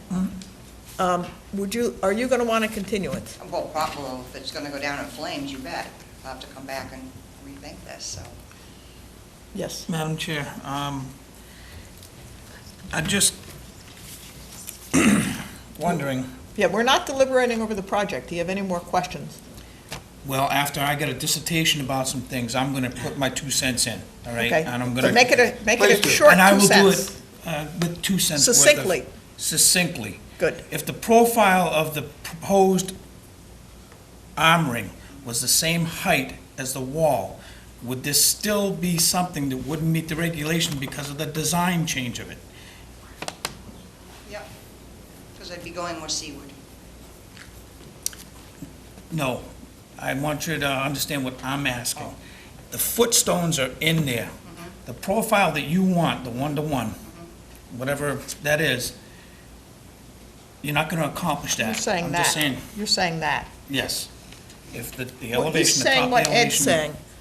If the top Do you of that have 3 elevation stones rather than, is the same height as the existing deteriorated wall, you're not gonna accomplish the height that you want for that projected slope to defer the wave action. Right.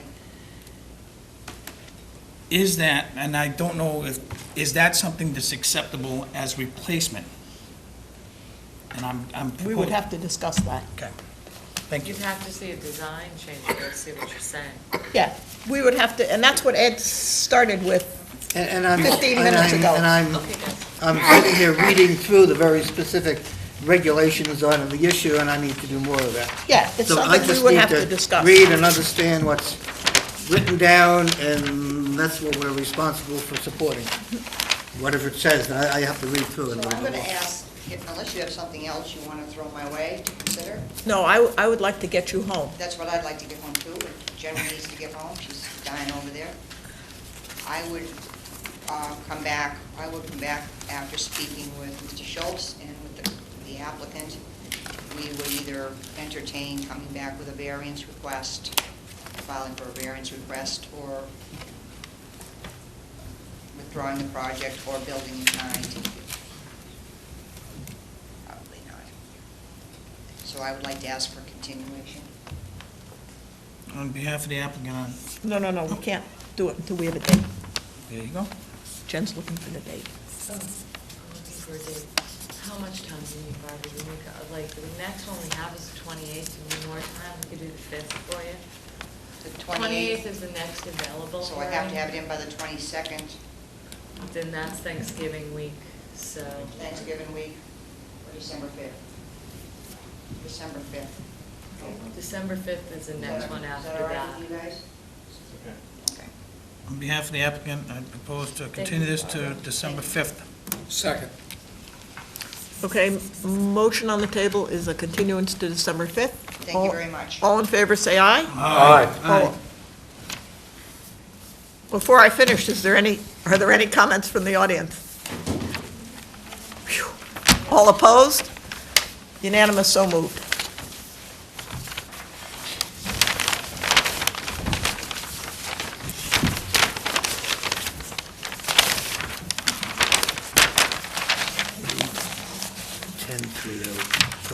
Thank you, Ed.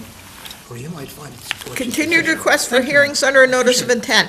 The Geraldine V. I'm Griffith not. Trust, Thank you. 32 Eldridge Drive, North Falmouth, Massachusetts, for permission to add new riprap to supplement the existing riprap wall that includes installation of filter fabric, adding new crushed stone and riprap approximately 9 to 14 feet in width, remove trees and shrubs, install native plantings to supplement existing vegetation and associated clearing, excavating, grading, and landscaping. Jen? This has been withdrawn. Yes, Madam Chairman, Right. this project has been withdrawn. Owen Potter, 64 Irving Road, East Falmouth, for permission to demolish the existing single-family house and construct a new dwelling with attached garage, deck, porch with stairs, outdoor shower, install dry wells, utilities, and associated clearing, excavating, grading, and landscaping. Jen? Yes, Madam Chairman, I'll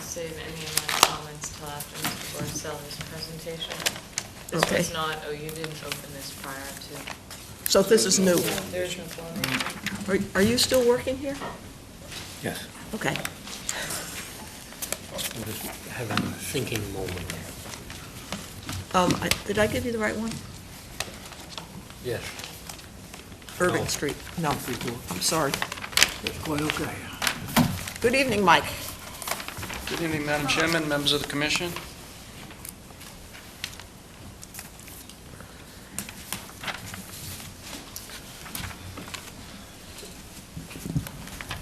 My name is Mike Borselli from Falmouth Engineering, and I represent the applicant, Owen Potter. He's the property owner at 64 Irving Road. We prepared the plans and the notice of intent application, and our application was supplemented by a design by Teresa Sprague of Blue Flex Design, who's here tonight.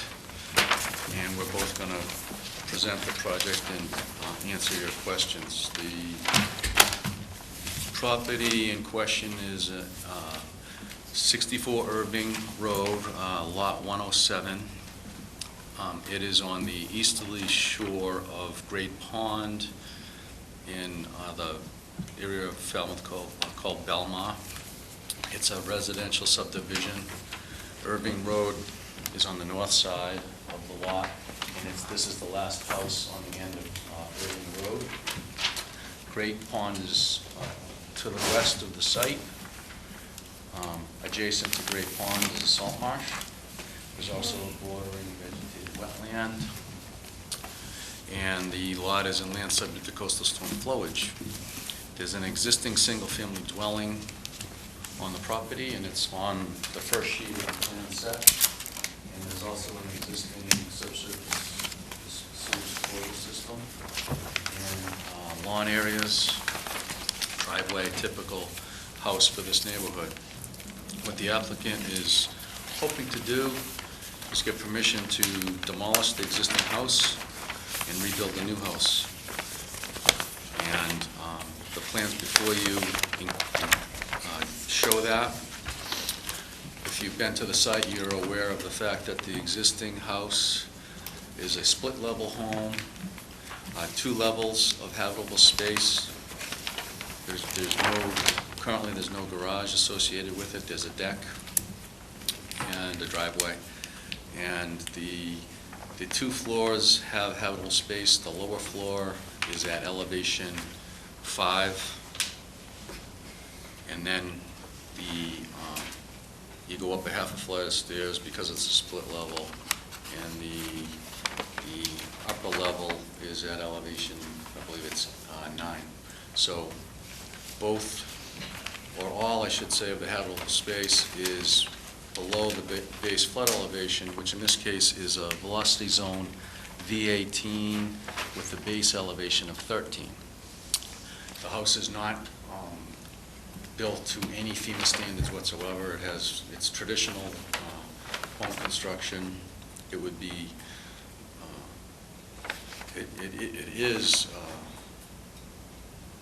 has a potential to be threatened by a storm, of course, a hurricane. It's in the velocity zone, and I think it's been lucky, I guess, over the years, because a storm of the magnitude that could cause this house to be seriously damaged, if not demolished, has not reached this area, but it is in a velocity zone.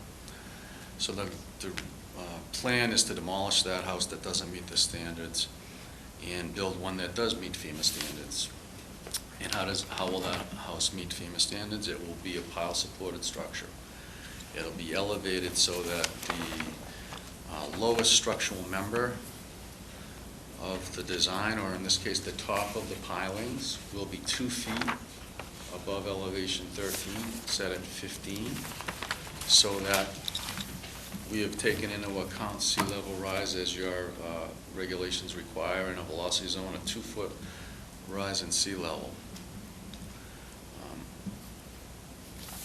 We are asking for the bottom not to be open.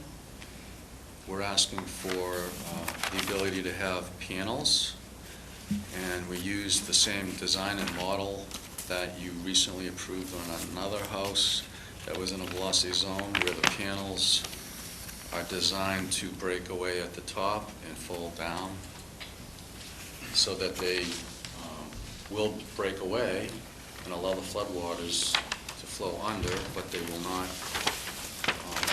become debris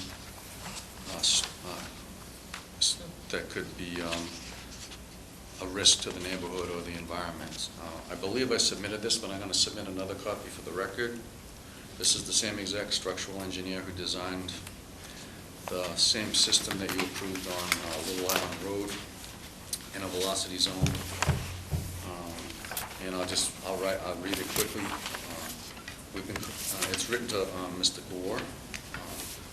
We've conducted a preliminary review of the velocity zone requirements for the above reference project, and we recommend that the panel assembly shown on the attached drawings be utilized. The breakaway panels that are designed to meet FEMA technical guidelines and made to blow inward in the event of a storm surge, but they're tethered by galvanized straps so as not to subsequently float away after impact.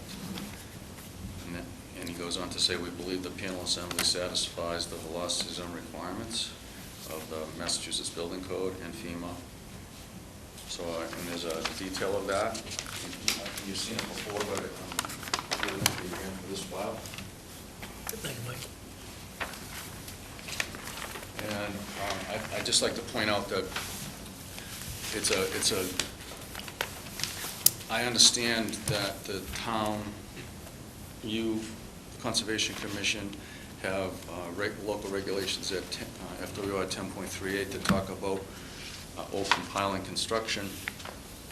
But in this case, I think that it's appropriate, and I think that you realize that you have an existing structure. You have an existing structure that does not meet any standards whatsoever and is at much more risk and could become much more of a problem in the event of a hurricane than this new structure. And I think it's appropriate that this structure be allowed to be constructed with the panels because this is an improvement over what's out there. If this existing structure were to be damaged, it would be a significant issue with debris.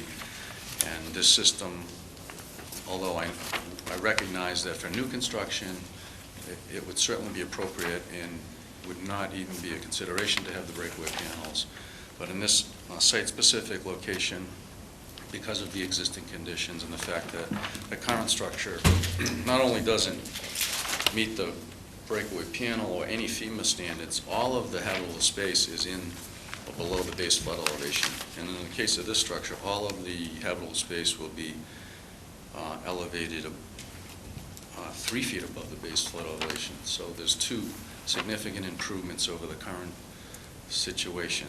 So I think it's appropriate, and looking at this individual lot is something that you as a commission could approve. What else are we doing on the site? Well, in addition to the fact that we're in a velocity zone, we also have to look at your redevelopment standards, FWR 10.18, which we have looked at, and we have designed the project to meet those standards. How have we done that? The new structure, while slightly different in configuration and slightly different in size, slightly bigger in footprint, doesn't move closer to the wetland resources than the existing structure. It does have a reconfiguration, but it's not closer. The increase in the footprint has been addressed and compensated for by the mitigation planting that is shown on these plans in a general way and in a specific way on the plans by Teresa Sprague. So I think that we've met the standards under FWR 10.18. We have had some conversations with Jen and Mark. In fact, as recently as this morning, I met on site with Jen and Mark, and there were some specific issues and details related to the design plan for the landscape by Blue Flax that later in the day, I believe were addressed by a conversation with Teresa and Mark. So there's going to be a need to continue this hearing so that the design of the landscape and some of the particulars of the landscape plan can be clarified in a new revised landscape plan. Some of the plant species, and I'll turn it over to Teresa to talk to those details, and certainly Jen. So that aspect of the project is going to need a revision. And Teresa will go through those details. The final thing I want to speak to before I turn it over to Teresa is when we did apply for this notice of intent application, originally, as happens, the staff pulled the old file and they discovered some violations. They discovered that the owner in 2004, I believe, had been cited and a cease and desist order had been issued because he had taken upon himself to do some vegetation removal. And that should be in your file as well. As soon as we became aware of that situation, we immediately continued the hearing. And if you may recall, it was on a previous agenda. We continued it. We met on site with Mark and Teresa and went through the issues and the history and came to a consensus on what had to be done. So the landscape plan that you see not only has the mitigation required, but it also has restoration planting for the violation from 2004. So we're hopeful that you'll recognize that we're here to address that and that you'll look at the project as a whole and recognize that the issues from 2004 are going to be rectified and that if you approve this project, it's going to result in an improvement, environmental improvement, and an actual improvement from point of safety, public safety, and building standard safety for the applicant. So with that, I'll turn it over to Teresa, and then we'll both be able to answer questions.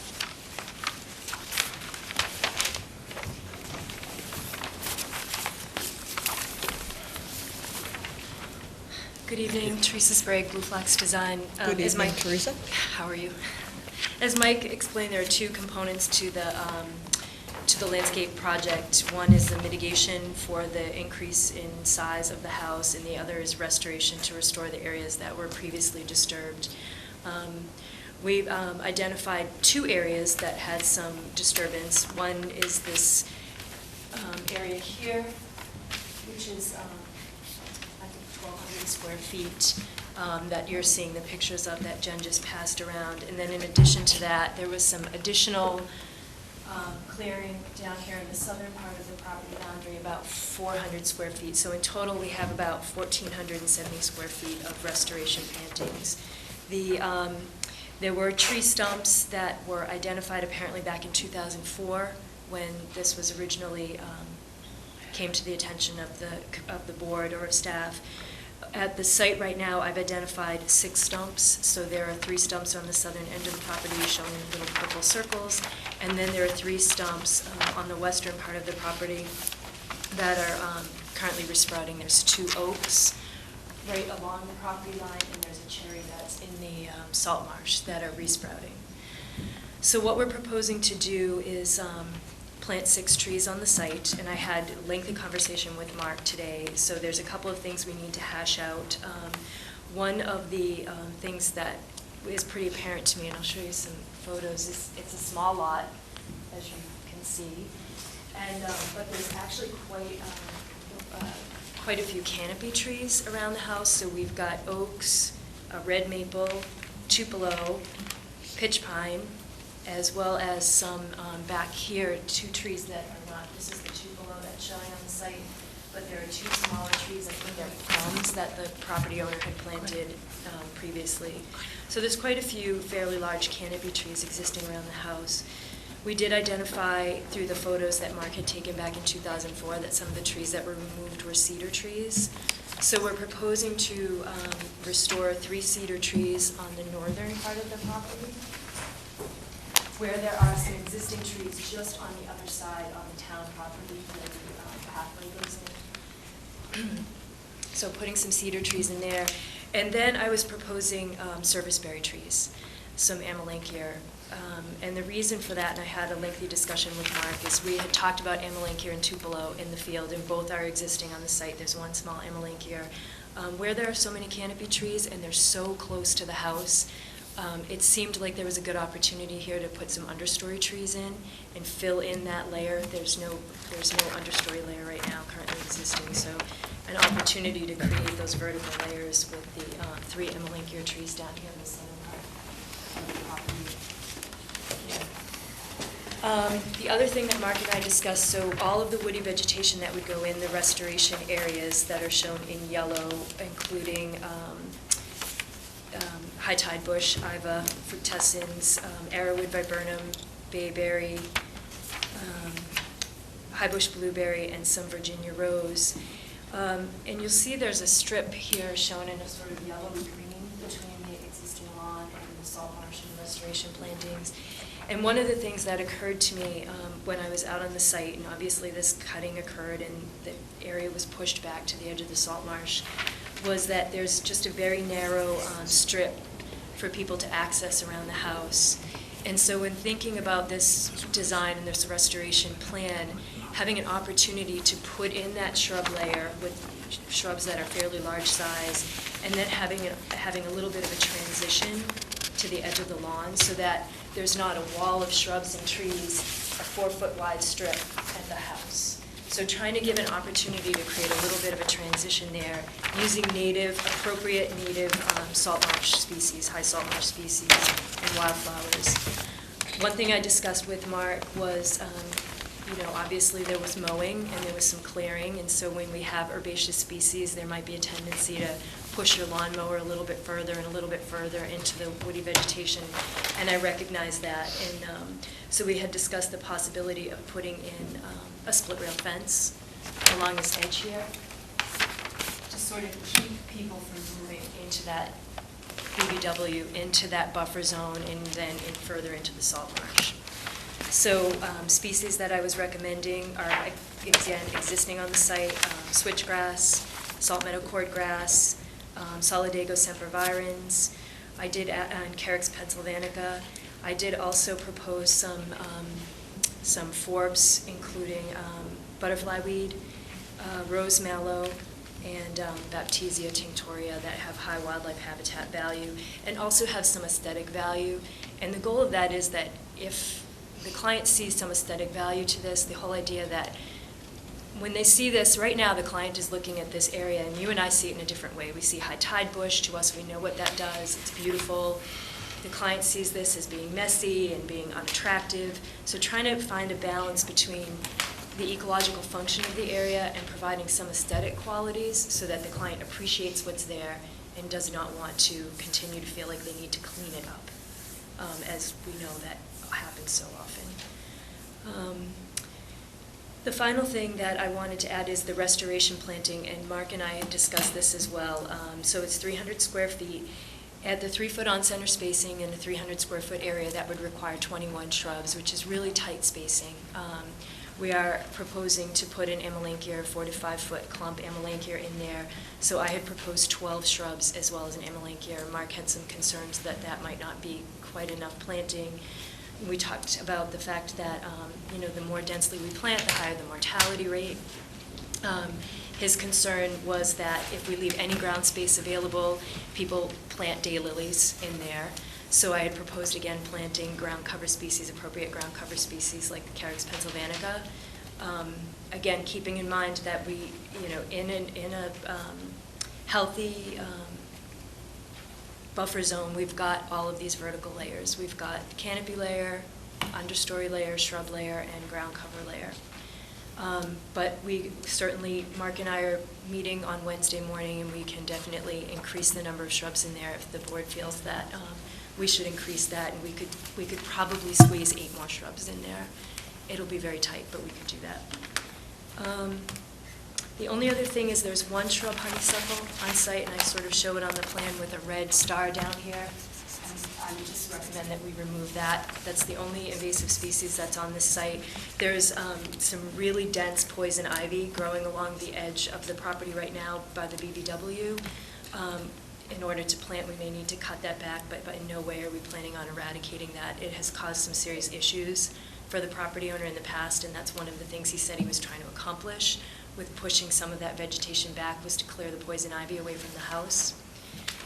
It's definitely there and it's definitely dense, so I would just want to keep poison ivy away from the house and away from any place where people are going to come in contact with it. So I'm happy to answer any questions. Okay, Thank thanks. Who has this? Madam Chairman, can I say a few comments, please? Yes.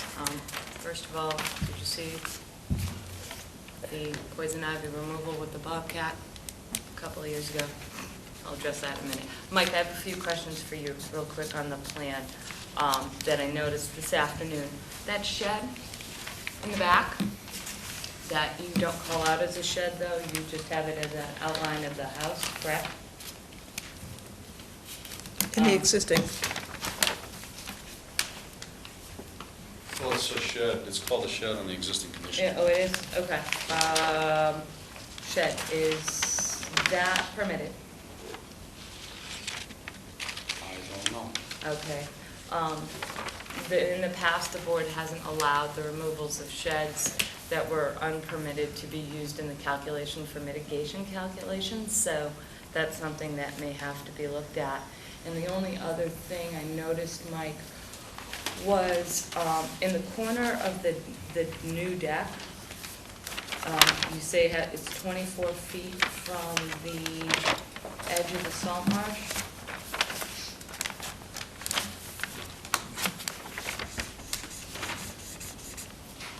Yes. And I believe the regulations state that in a zone, in areas near salt marsh, you have to stay 25 feet away at the furthest point.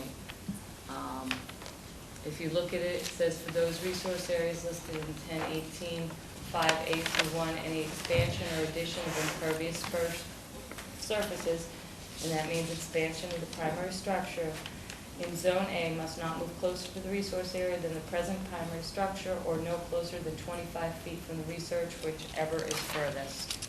So you may just want to look at that and tweak that. I always get.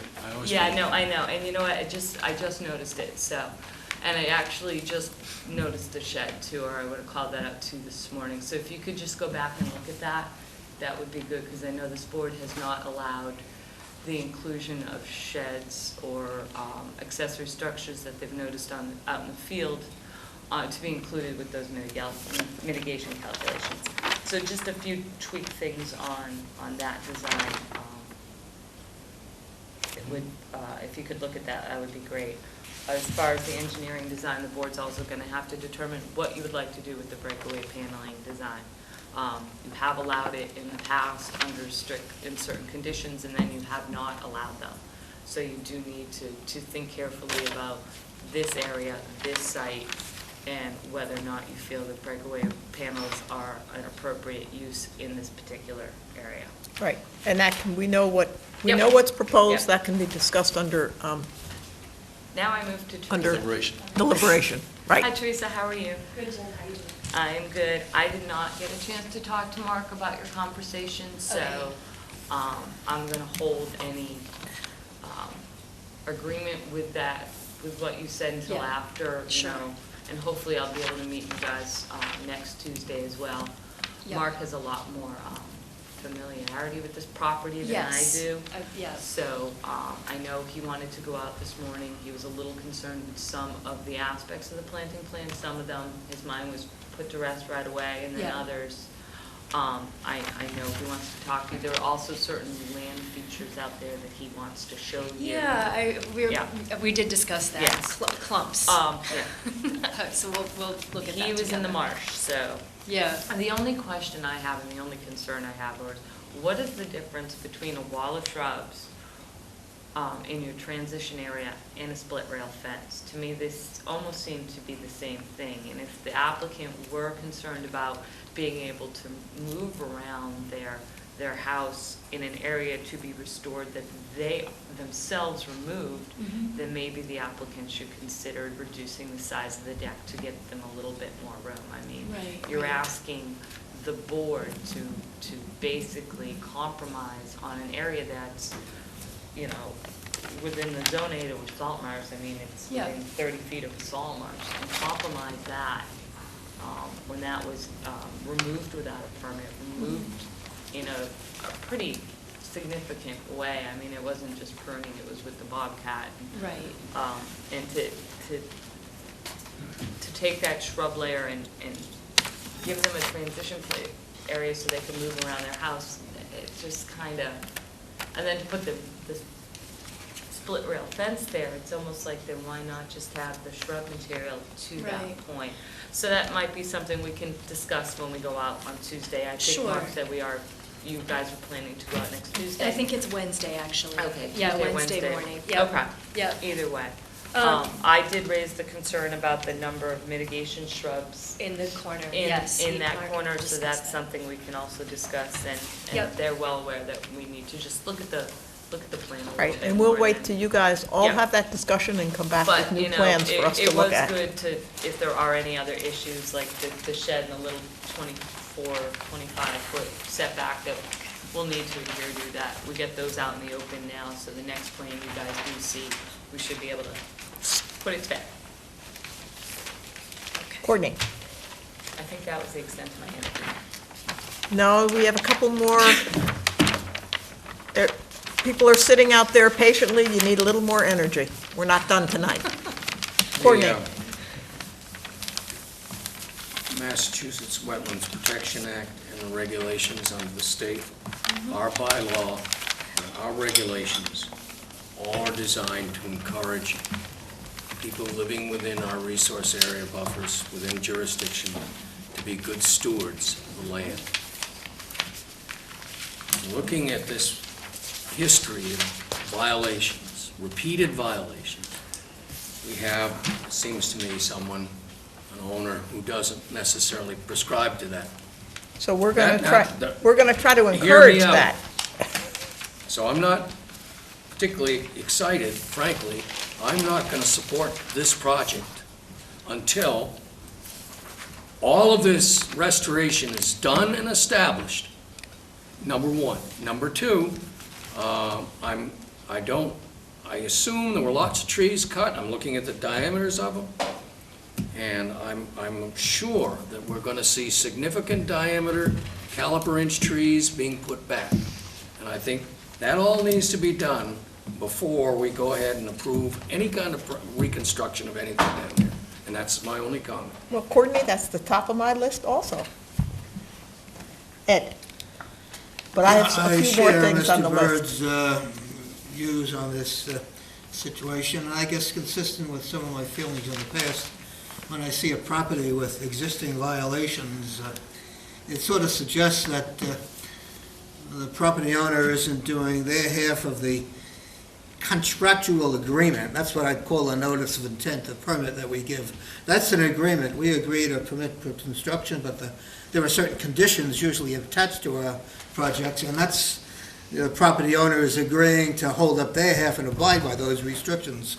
And when you find a property owner that demonstrates that they're not willing to live up to their end of the agreement, then I don't see how we can permit any future work which requires conditions, because we have to assume the conditions will be ignored.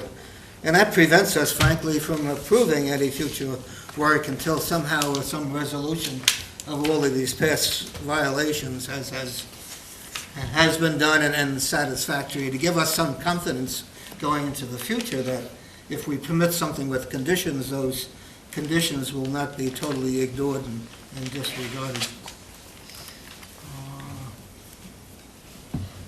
I guess the other issue, I'd also agree with Mr. Byrd on, in terms of the restorations and cutting of trees and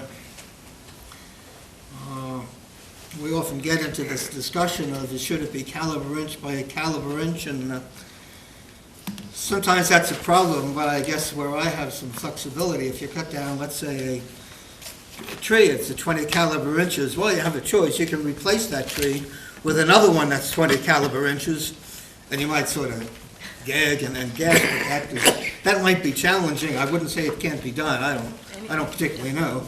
But maybe if it's not going to be replacing a 20 caliber inch tree with another 20 caliber inch, then maybe you have to give us the 20 caliber inches split between two. Or maybe it's 5 trees, all of 4 caliber inches. That would add up to the 20 caliber inches. So, that, some kind of a mix that adds up to the equivalent caliber inch total. To me, is an area where I feel personally that we can be flexible while still, sticking with our regulations. Madam Chairman, I have one quick question for Teresa. Did you just prepare the plan? Did you do any other land management preparation? Okay, Yeah. that's what I was. Yeah, there's not really an I missed invasive something. species component, Okay. or it's Sorry, mostly the restoration. correct, I just Yeah. wanted to clarify that. Tom? It would be helpful if there was some architecturals as far as the storm panels. It would, well, not generic ones. Oh, yeah, okay. Something that, I know that the elevation of just so that people have a fully comprehend on the function of this, whether it's one panel that breaks down top and bottom, that's a tall elevation of 15 feet. And the garage, is there the garage under? Is there a slab? Is there concrete on this? Those are just some of the variables, how they're going to be anchored, anchored from the top, anchored from the bottom, that would be helpful to be able to promote that. We have submitted to the file full architectural plans. Thank you. And what I did also submit, what I submitted was more than just a generic, it was the specific cross-section and all of the fastener details and things that go along with that design of that panel. Thank you.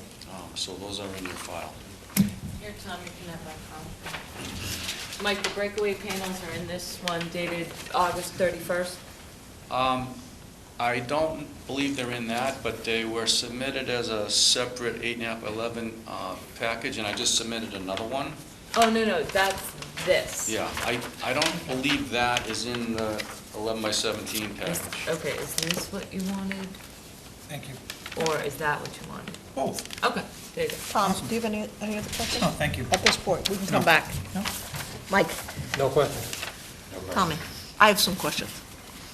First of all, that was first on my list, that any of the restoration work would have to be done before any reconstruction begins. Let me see, this is a problem. This is a new system here. There are trees that you have within the limit of work, and those would have to be protected. Actually, if I can, I did put notes in the plan for that, and I discussed that with Mark today, and he asked me to submit the article that I cited from the University of Colorado for tree protection for the file. Okay, So if I could he just wanted a copy of that in the file, okay. because I referenced Give you it that? in the plan. Okay, just that, well, it'd have to be, right, and it has to be clear to, I think what you're getting to is, we don't want there to be a mistake that if it's on the work side of limit of work, it's Correct. free reign. Correct. So I will- make I don't sure know. that they're somehow They're flagged. labeled such, or they're, tree to Don't remain, touch. tree to remain, tree to remain. Right. Yeah, put that in the file, get a copy. I can provide additional copies, Jen. Yeah, I can just copy it. Oh, it's not big deal. Yeah, I had, Ed, then my next note was yours about tree stumps. How many caliper inch are we talking about that were cut? And then, my last one is for you, Mike, and it's actually not a question, but it's just to say that I agree with you that you should point out site-specific reasons for certain requests. But I will say that the site-specific, one of the site-specific reasons that came up in the deliberation of Little Island Road is that that was actually on a slope.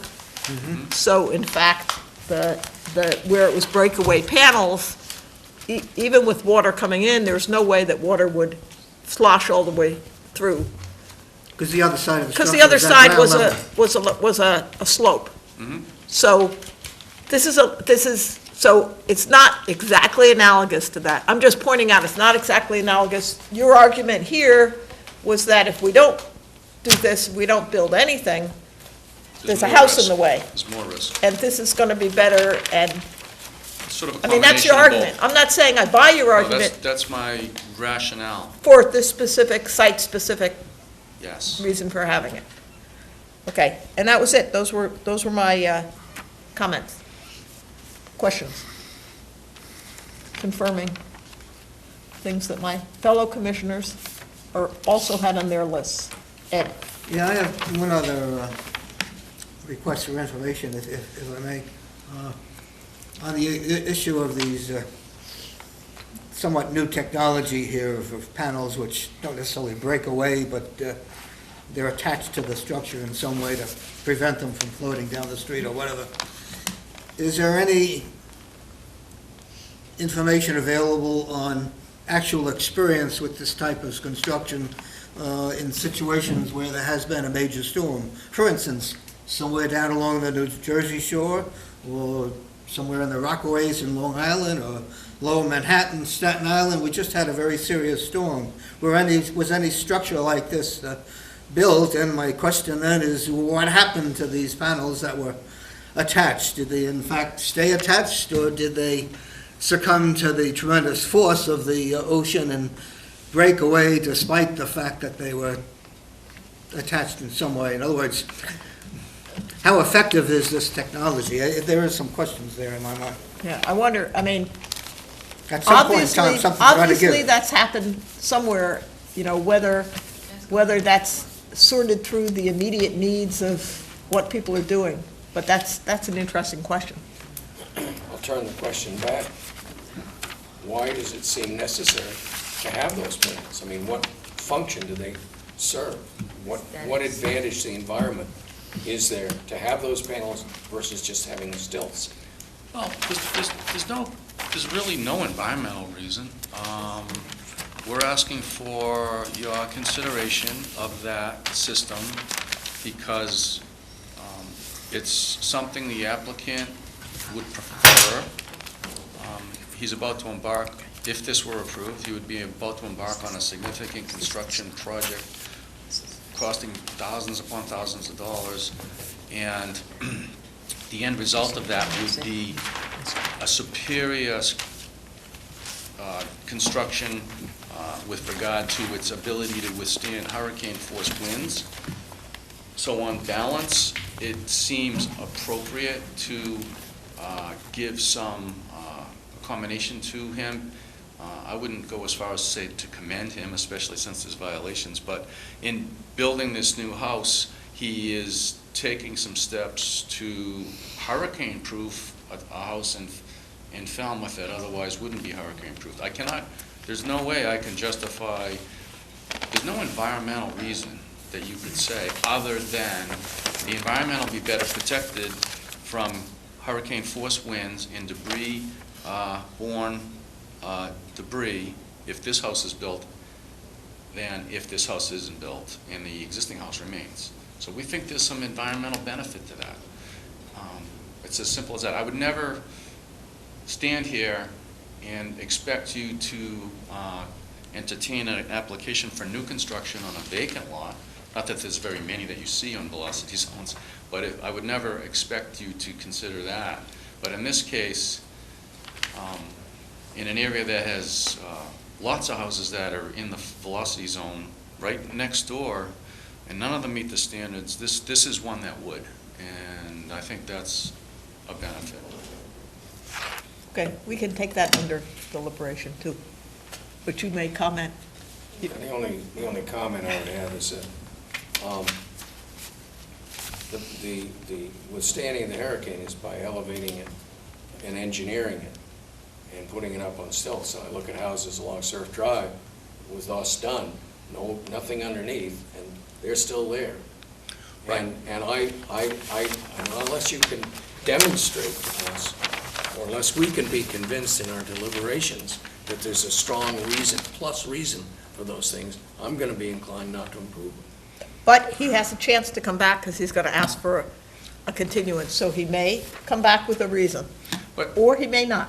is it appropriate, can I ask a question to an individual commissioner, especially one that's expert in the trades? Do you think it's better to build a house with breakaway panels to replace a house that doesn't meet FEMA standards? Well, I think if you're gonna build a house that meets FEMA standards, and you're making that improvement, why have a distraction from it? Because it's still an environmentally, environmental It's better, but improvement? you haven't made it as good as it could be. True, but Okay. everything's a I trade-off. rest my case. But we all understand the point. It's not the time for them to argue back and forth. I said it's I'm deliberation. not arguing, I'm just Yeah, trying to yeah, have yeah. a dialogue, because what happens is the hearing gets closed. I want a date from Yeah, you. I think you Tom's made your- Tom's you left. made your point. Tom's And left. effective. Now I'm ready for a date with you. I'm ready to give you a date. Yes, okay. What day do you want? What day can I have? 28th or 5th? Which one do you want? The 28th. Okay. 28th? Who would like to make a motion? What's the date? Would you like to make a motion? 28th, On behalf of the applicant, What? November. 28th. Yeah. I would make a motion to continue this to November 28th. Did you get that, Susan? Okay, one motion, 2 seconds? Okay, there's a, okay, I'll second it too. There's a motion and 3 seconds on the table. Are there any further questions? To continue until the 28th. All in favor, say aye. Aye. All opposed? Any abstention? Unanimous, so moved. Thank you. Thank you. Augustine and Denise Santola, 123 Sherwood Drive, East Falmouth, for permission to demolish the existing dwelling and construct a new single-family house with attached deck, farmer's porch, installed dry wells, utilities, driveway, native mitigation plantings, and the associated clearing, excavating, grading, and landscaping. Jen? I'll save any of my comments until after Mr. Burselli's presentation. Mike? You're up again. No, it wasn't okay. Thank you, Madam Chairman.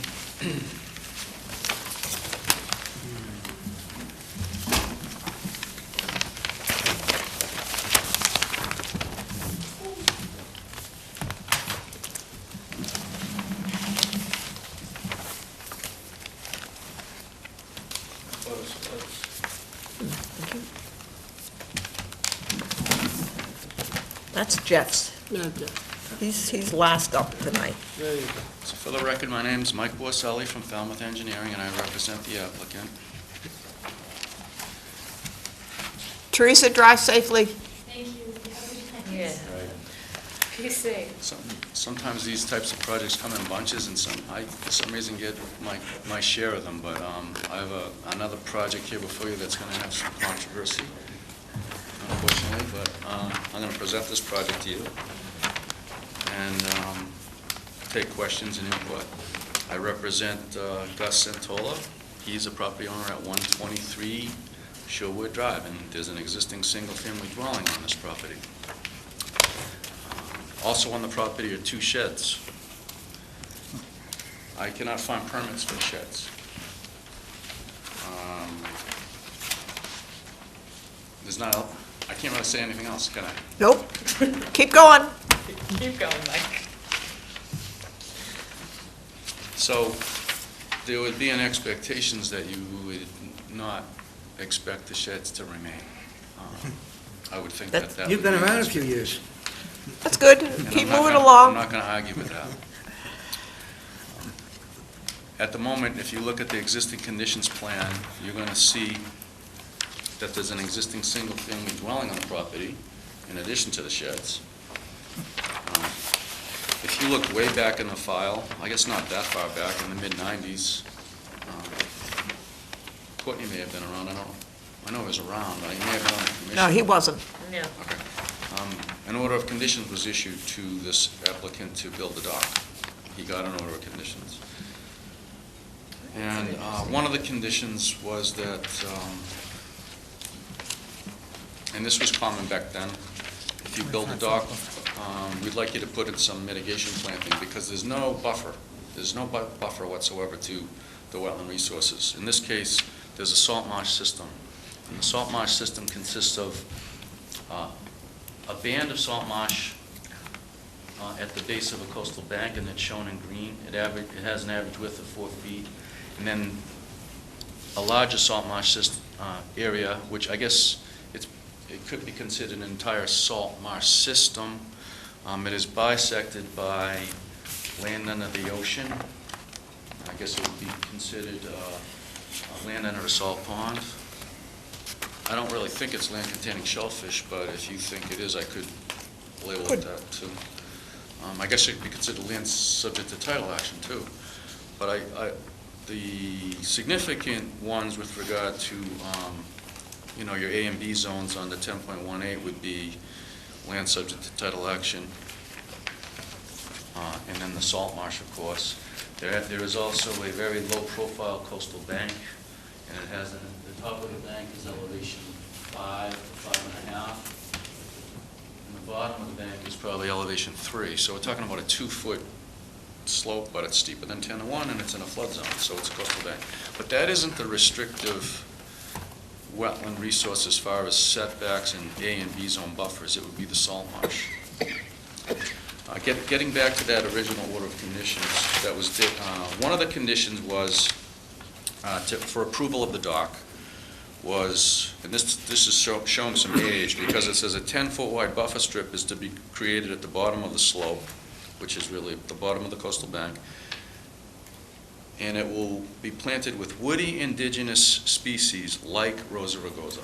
Well, we wouldn't be planting Rosa rugosa, we know that, but back then I guess that it was appropriate. Well, that was another discussion Tommy and I had out in the field. Well, lo and behold, that strip was never planted.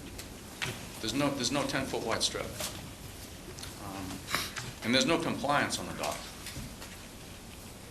So there will be a time when we're asking for a compliance for the dock, but it's not in the immediate future. But at some point, he has to come to grips with the fact that he needs a certificate of compliance with the dock. And we'll encourage him to come to grips with it.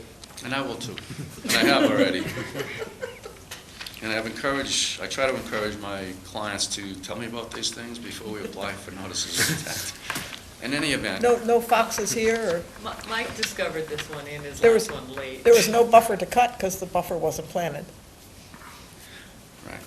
But there was no buffer back in '94, and the Concom then at least was making an effort to create some buffer.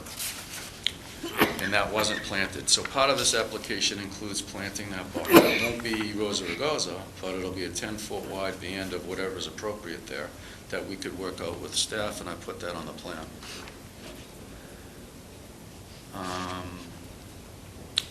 The project. What the project is to demolish the existing house and rebuild it, and I guess to remove the 2 sheds. That's the actual construction work. Submit this to the file. It's photos 1 through 6 that you can pass down and look at. And the reason there's shadowing, but I think you can get the gist of it. The main house is way in the back, and what I'm trying to do with these photos is show to you the surrounding neighborhood, because the immediate neighbors on either side. There's a single-family dwelling here, and there's a single-family dwelling here. And I show those to show how they are relative to what my applicant has applied to do. And I also show you this neighborhood, or a little bit broader picture of the neighborhood. It shows a few houses in the neighborhood, but it focuses again on the applicant's lot and the houses that you can't see very well, but they're in those pictures on both abutters. And those 2 houses are, you can see graphically, they're well forward of the house on my client's property, which is right here. And it actually shows one of the 2 sheds. So, and then I've superimposed what we're hopeful to build in black. I just show that for reference. So this is typical of many applications you see. It's a request to tear down an existing house that doesn't live up to the standards of the applicant who intends to retire here, move from off-Cape to this location, extended family, needs more room, would like more comfortable accommodations. One of the photos shows the front of the house. It's really a small ranch with a deck. It only has 2 bedrooms in it. It has a new septic system, relatively new, that's between the house and the street, that he designed for 3 bedrooms and hoped that someday he'd be able to have a 3-bedroom house here.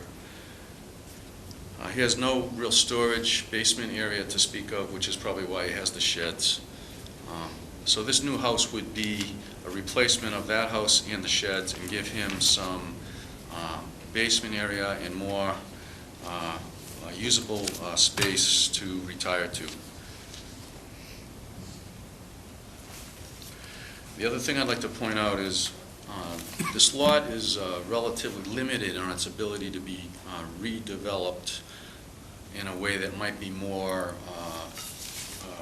reasonable or acceptable to you or more appropriate. And by that I mean, and again I'll look back at this, these lots, this is an older section of Falmouth, it's an older neighborhood, and these lots are narrow. They're 50 feet wide, which is very narrow. In today's zoning, the minimum frontage in all of Falmouth is 100 feet. They're narrow and they're long and they're deep. And the town of Falmouth zoning bylaw says the minimum setback to a property line is 10 feet. So if you start with 50 and you take away 10 on both sides, you have 30 feet to work with as far as width on the frontage of the road. So houses in this area, if they're redeveloped, are developed in a way that they're deeper and not wider because of that.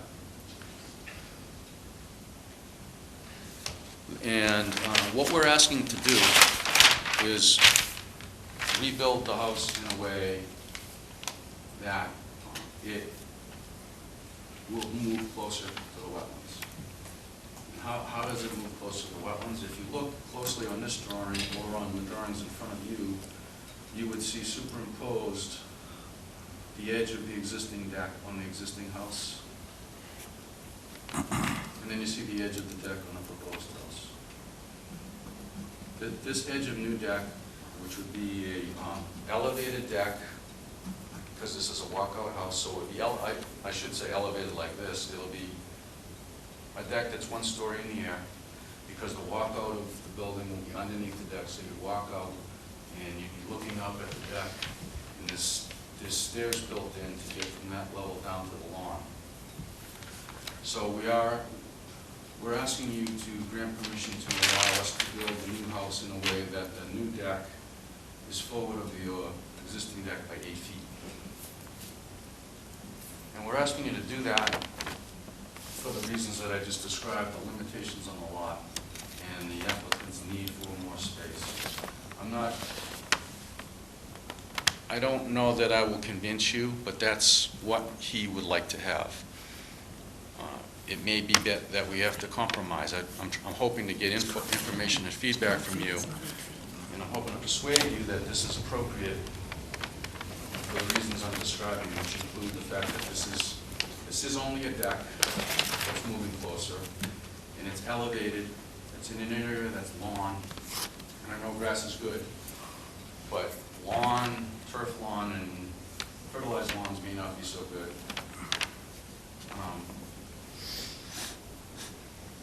And your regulations say that the no disturbance zone A to a salt marsh is 100 feet.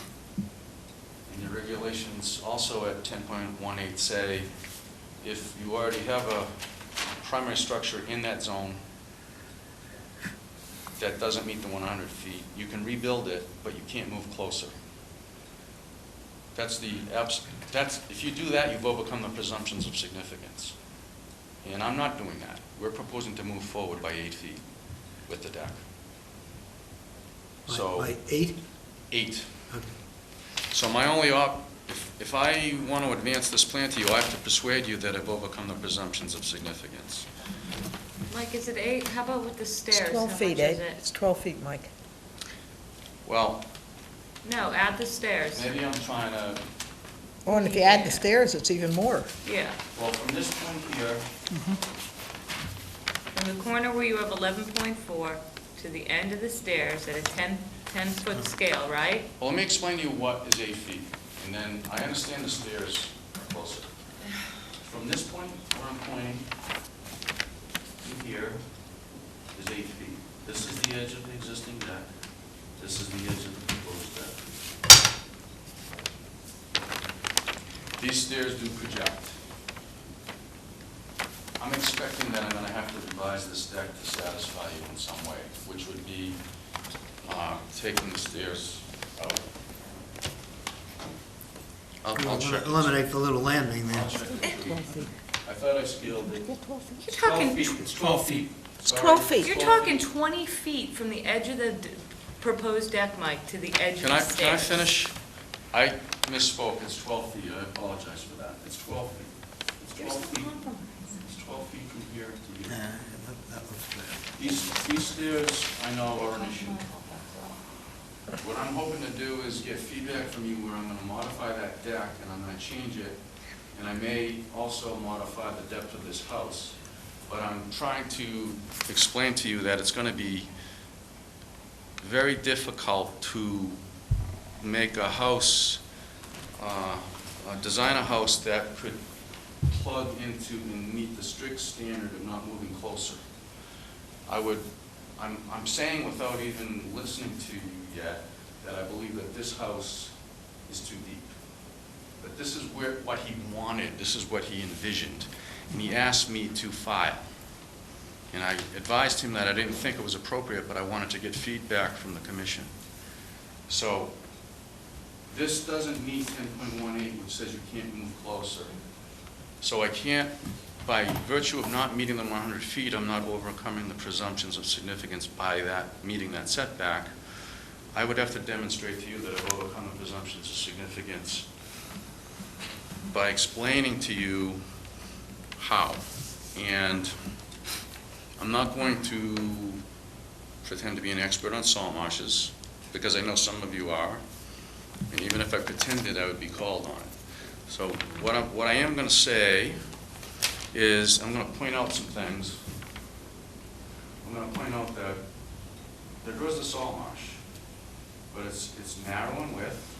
It does function as a salt marsh, but I think that its function as a salt marsh is limited. And by that I mean limited because it doesn't have the same width as more typical salt marshes. It doesn't mean it's not important, and it doesn't mean it doesn't function. I just believe that it doesn't function as well as a more significant, vast, wider salt marsh. It's a healthier marsh that it might have been if it had a nice buffer. It would be correct. Very good. I agree. So, ironically, one of the benefits, if this project or some project like it, something that's a compromise that still would move closer, but maybe probably not as close, but still within the 100 feet, is that your regulations require mitigation in the form of a buffer. Now, I know that we're required to provide the 10-foot buffer for the dock, but for every square foot that we expand into the 100-foot area, we need to provide a 3-to-1 ratio back.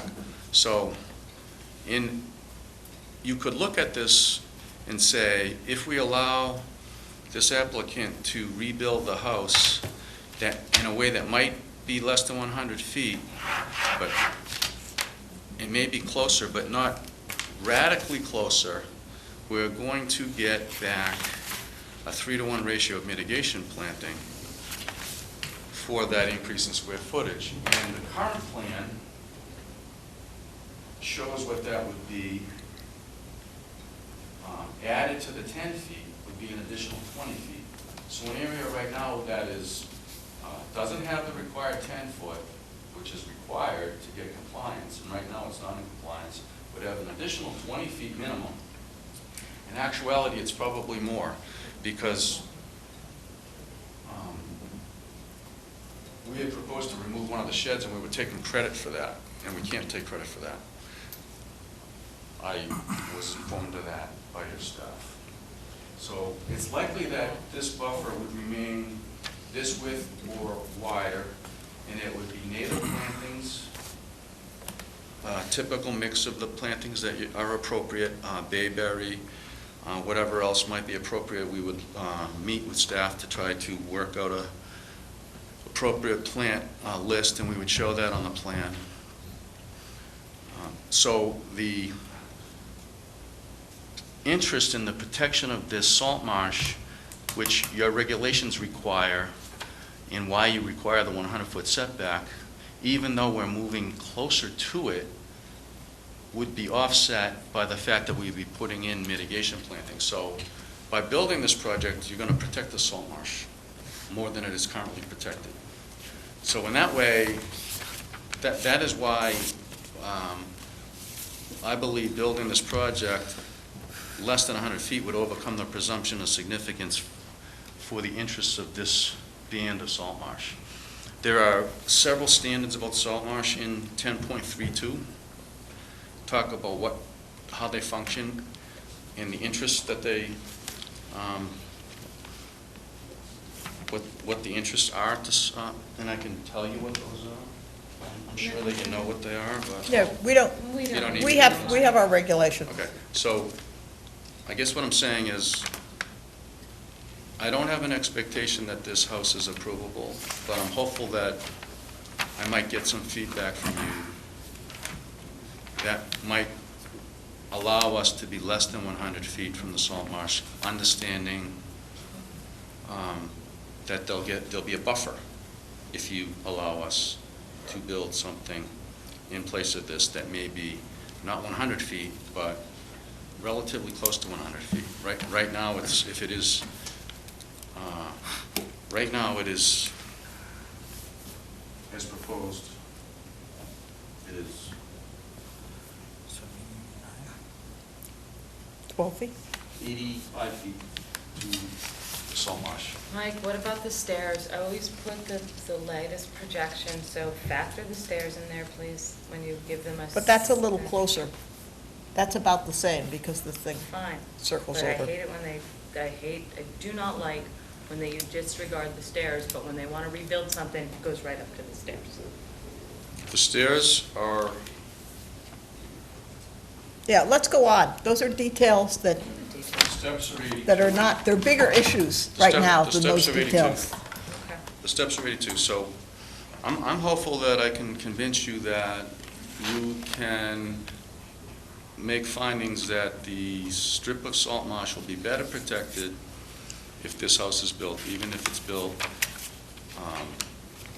closer to the salt marsh than the present primary structure. The present primary structure is 98 feet. The proposed structure is, the main body of the deck is 85. So maybe somewhere in between, I don't know. I'm looking for feedback. I'm hopeful I can convince you to allow Okay. us to project with deck only, likely cantilevered, or certainly cantilevered if that, recognizing it's elevated 1 story in the air. Okay, I think We get everybody that. knows what the project is. Jen? Mike, when was the septic installed? You said they installed a new septic? Yes. I have it in here, I just have to find it. Yeah, no, take your time. You and I have discussed the fact that you can't take credit for the illegal sheds. Yes. The buffer, the restoration buffer for the dock, we're gonna have to talk about, because if you look very closely at the order of conditions and the way, where it says that buffer needs to go from, on the Mhm. old plan, it looks like it starts from that 3-foot contour. So you and I'll have to discuss that and where to place that. That's fine, I'm happy to work with you on that. And I cannot support, nor would I recommend to this commission anything other than abiding by their regulations and not moving closer. You open that door, you go down a very slippery slope, and you won't be able, the board will just not be able to come back from that. Site-specific or not, you know, you and I had that discussion out in the field today. I mean, you'll just argue the same point over and over to us. So I have to recommend, I know that sometimes applicants think it's unfair, but I have to recommend that the board follow their regulations, and that would not allow that deck expansion. It'll have to be incorporated into that footprint somehow. Do you have that date for me, Mike? Here's a disposal works permit, and it's compliance from Board of Health, and it's dated March 20th, 2000. I can get you a copy. And that's for the That's for the septic that's the three-bedroom septic. Yes. So he has a three-bedroom septic in the front. Okay. And the house is proposed to be a three-bedroom house? Yes. Okay. Because you said the whole reason he couldn't move the house closer to the road to be able to expand the house as much as he wanted to was because the septic was in the way. Well, your applicant could move the system. Is that a possibility? I don't know. Tom, is that a possibility? Can you move a septic system? Yes, you Okay. can move anything. It's all So, I cost- mean, your applicant might be faced with possibly moving the septic to get the desired square footage of the house that he wants. I don't really feel that the environment should always have to compromise when someone wants to increase the impervious surface and structures within 100 feet of a salt marsh. 100 feet of a salt marsh. And you use the word compromise many times in your presentation, and I don't see why the environment, or why this board needs to compromise its regulations, because the applicant wants to build a structure much bigger than the one that's there, and does also have the ability to, and I know it's an added expense to move the septic system, but to move closer to the street. Yeah, So that may not that's be. all I have to say, but you and I can sit down and talk about that 3-foot contour on that 10-foot buffer. Okay, we know what the project is. You know, but I will want to go back to that. I need to go back to that. All right, but I want to make the point before we have the discussion is, and again, I think I made it in a letter that I sent to all of you, and, you know, it's not that I don't like to see people improve their property in terms of living in it, but what an applicant's needs are is not what we do. This is a house, there's certain things that can be done on this lot. If it doesn't meet the applicant's needs, you know, perhaps the applicant has to choose to move somewhere else. I recognize And that. I just want to make that point. Everyone tells us what their applicant's needs are, but we have to recognize that what's done here is going to be here. It's going to affect not only what happens at this site, but decisions that are made, and everybody else in town has to meet the same regulations. I'm going to let Ed go first. Well, I just, to build on what you're saying is, I think we're not only sworn to abide by the regulations and make sure the projects presented to us meet the regulations, but we also, I think, have an obligation to be fair to everybody and treat everybody the same. So, you know, the regulations were created after a lot of discussion, they're based upon a lot of fact and science and engineering. A lot of smart people were involved in creating them. There's a whole series of hearings and testimony, and people having a chance to object or express various opinions. That's all the history, and after all that process is done, it's a very extensive process, we come up with these regulations. It is important that, you know, if we stick to those regulations, then we're being consistent, and then everybody gets treated fairly. If we start varying, and yeah, I'm very tempted a lot of times, and you guys have sometimes seen me wanting to bend over backwards and try and, you know, help somebody, but it gets us into trouble, and it is this issue of fairness and consistency that we struggle with. Mr. Byrd. I think, Mike, you've got a tough nut to overcome because of the regulations are very clear about not moving closer. I think, too, you did? as far as your deck, no matter how it's configured, you know, whether it's made smaller or whatever, moved back, and you have to deal with stairs, you certainly could deal with the stairs within the footprint of that deck, and not have to extend that any closer. The other part of this, and I thought you raised an interesting point, and I'd like to amplify on it. You raised a point that, you know, the environment might be better served if we allowed this deck, even though it was moving closer, because we would benefit from 3-to-1 mitigation. And I thought that's an interesting argument, except for the fact that if the deck moved to the side, we'd require 3-to-1 mitigation anyway. So that there's no added benefit to that. If you were to come to us and say, and I'm not saying that you should, because I won't probably buy into it because it doesn't meet the regulations anyway, but if you were trying to sell us on a benefit, you'd be offering still more mitigation than the 3-to-1 that's required anyway. You see? I mean, that would have to be your sales point. In this situation, because the regulations are clear that you can't move any closer, you could offer 20 times the mitigation and have a hard sell. Then you're just replacing lawn with something native, indigenous. We've had other projects here earlier tonight where people are spending an awful lot of money, I would guess, trying to restore some properties to their natural appearances, instead of having lawn everywhere. A couple of observations. Just a comment about sheds.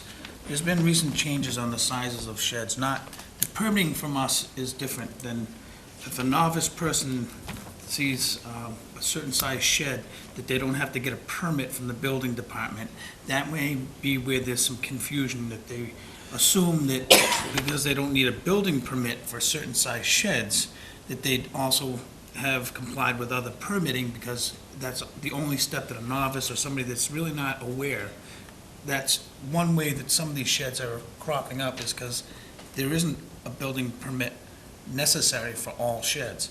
But Oh, you want, absolutely. but you No, want to I- make Yeah. it clear But, that if it's absolutely, here, I'm not saying it it's- requires a If conservation it's permit. inside conservation, yes, but just so people Oh, are I aware understand. that, you know, I'm not saying, like So- Mr. Borselli said, remove both of them.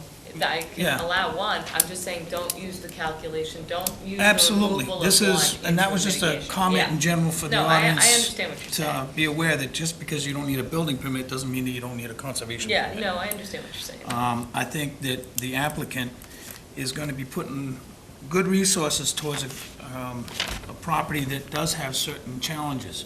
And I think in that, just my scribbling here, that, I'll be honest with you, without having to go forward, there's, you could accomplish quite a bit, improving the size of the home to accommodate, because you'd be able to go up, you can encapsulate the deck. I'm not going to design the project. Those are options that I see just in the limited time that I've looked at this. I think trying to push that forward, I am not inclined. No matter 8 feet, 12 feet stairs, no stairs, it's just, it's opening up far too much of a Pandora's box. And I think that they can't, yes, you can move septic systems, but here, the leach field, the tree that's out front, it may not be, you know, you may get inches, feet. It's not going to accomplish a whole lot. And there are certain setbacks that you need from the house as well, and the street. Again, it's a challenging lot. But inside the existing footprint, I think that being a little more creative and thinking outside of the box, that you would, Building a deck within the you existing can do all footprint kinds of happy stuff. And that from the it, next floor up. absolutely, and still accomplish a very functional 3-bedroom home that would be something that would meet our regulations. That's it. No Mike. questions. They've been answered. Tommy? I think it's been covered. Mike, Yeah, I wanted to just Would you touch like on a to- couple of things. Yeah, I'm gonna be, touch on a couple of things and then ask for a continuance? yeah, I wanted to ask a question. Okay. I wanted to make a couple comments. I want to ask two questions. Okay. One's for a continuance. Then we're going to send you home. Then you're gonna send me home, and you're gonna tell me to drive safe. And we And are- I'm going to tell you to drive safely, yes.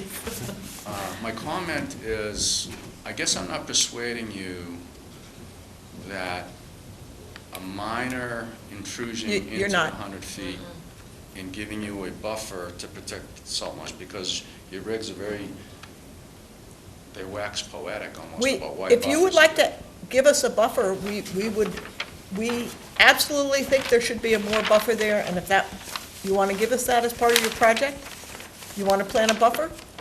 Well, we will be at least doing, we will be doing some kind of buffer. I'll be coming back with something, I just don't know what yet. Right. The other But if you want to add to that buffer, I'm saying we would be more than happy to accept it. Yeah, I understand. My comment, that was my kind of comment. My question about the regs is, and I'm looking for it, it's here, Which one are you looking for, the Mike? one that talks about not moving closer to the salt marsh.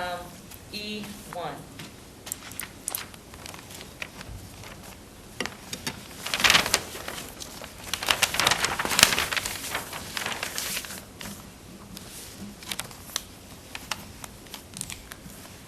Any expansion or addition of impervious surfaces must not move closer than the present primary structure. I seem to remember that you can't move the structure closer. Is there an opportunity to not do a deck and do something else, like patio at grade? And the reason is because it's impervious surface.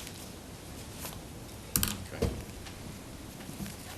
As Tom said, you can be very creative. He got me thinking, is this a two-story house? I'm not gonna- How about a deck on the that's why I asked. second story? Or a deck under the second story? I Yeah, hear there's you all loud and sorts clear, of- so. There are ways of designing something pretty good here. I understand, and I'm taking up a lot of your time. So my only other question is, What date? it's a request for a continuance to the 28th. Right. Oh, to the, 28th gives you enough time, Mike?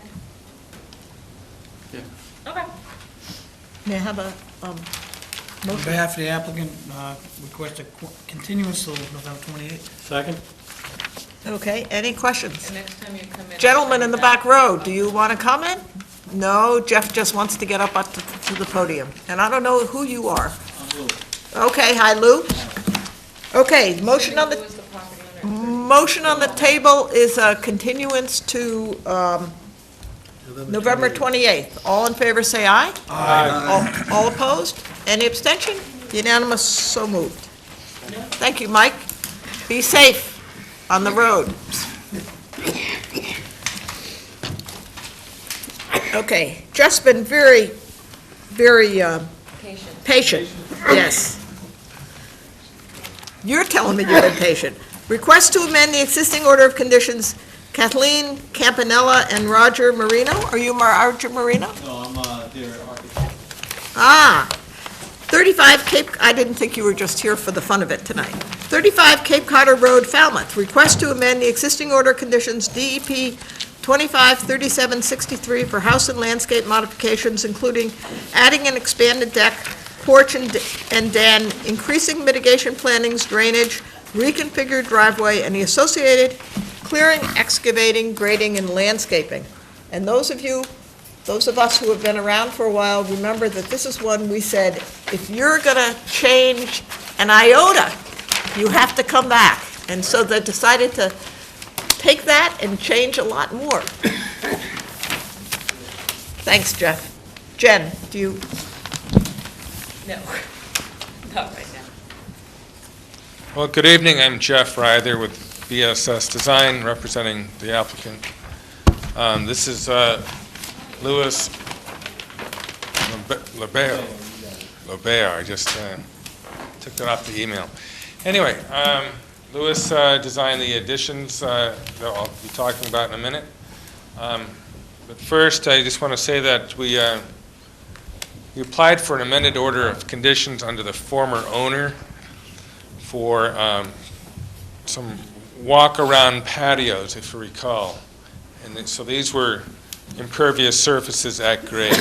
They kind of stepped, there was three of them. There was one here, one in here, and then one down below. That was designed by a different landscape architect. So this project or this house was sold, partially built, and the new owners want to make some changes. So one of the things was they wanted to change the driveway configuration. And then beyond that, they wanted to have a screened-in porch over to the side, a deck without the patios that wrapped around the back. So what you see in gray here is the area, and it's also keyed in up here, is that it's the area within the B buffer from the 75-foot line to the 100-foot from the top of the coastal bank. Coastal bank is this purple line here, and it's shown here. So here's the A buffer, and then the B buffer. The yellow here is the limit of work, by the way. So the changes are primarily in the back that are in the jurisdiction of the commission, and it all involves wooden decks, except for a proposed den right here. So these are going to be sort of impervious, but again, you know, there's slats in the, so it really is kind of pervious, but in less area really than the last proposal.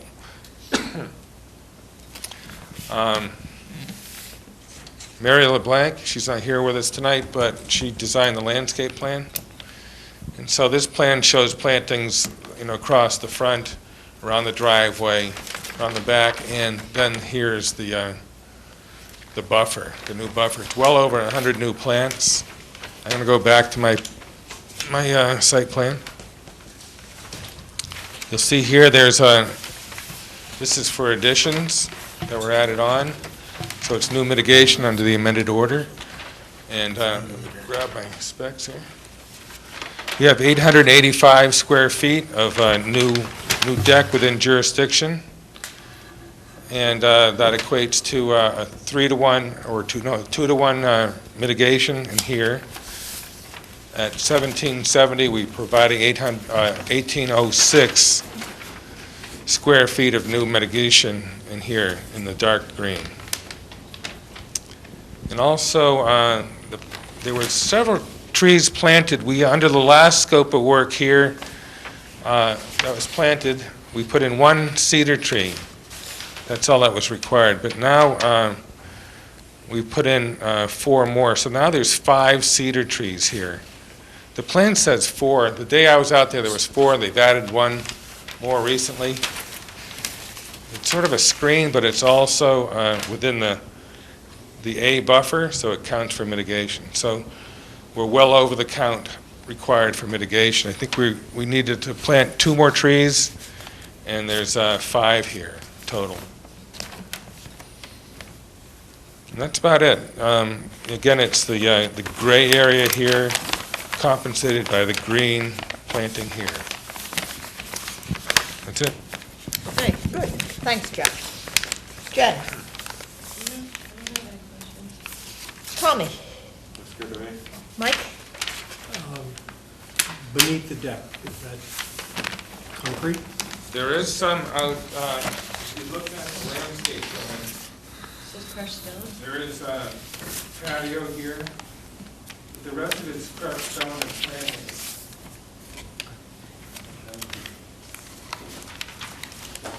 Anything else? Thank you. Tom?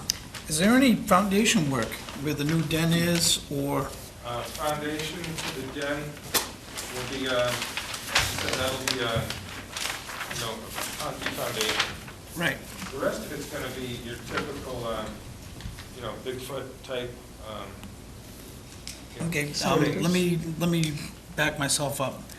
At how much construction has been done to date? Well,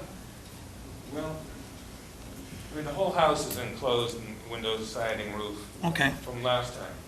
So what we're adding on is this deck across the back. The den will have, like I said, new Are you going to foundation have to augment foundation work? Are you going to be pouring more concrete? right here. Okay. Well, And then again, every footing for the deck. I don't have a problem with the stuff with the deck. I want to just understand how you're going to be accessing along there to do the foundation Right digging. now, it's wide open here now. Mhm. They're using vehicles around both sides of the house. That's my answer. That's awesome. Thank you. We got to that one. Have any more questions? No, Yeah, you just want to make sure there's access and you don't have to whack any trees down. I wanted to get hear through. him say it. Right, Thank you. okay. Ed, Yeah, I'm still trying to sit here and figure out what was already approved, and it's not clear in my mind. I can see on your plan, it's very clear, the addition of deck in the B zone, but is all of the deck addition? Or it's, Everything that says deck is going to be new, because it was going to be all patio at grade before, This is on the all- last amended order. So now but the it's in the B zone. patio at grade is gone, and they're gone It's in B with zone. deck up at the first floor, but it's going to be a walkout situation here, so it'll be up one story. Yeah, like 9.5 feet or something. And it's all in the B zone. The B buffer. it's all on the B zone? It's all in right. the B buffer. Yeah, there's nothing in a resource area here, except for the planting. And some of the new deck. And that's why you're putting in more planting. Oh, no. You said B zone, not V zone. B. B. I would say B as nothing, in nothing boy. in a resource area except for the planting. But we're in a resource area buffer. Resource area buffers are resource areas Oh, under the Jeff, I knew bylaw. you were walking right into that one. You don't want to walk into that.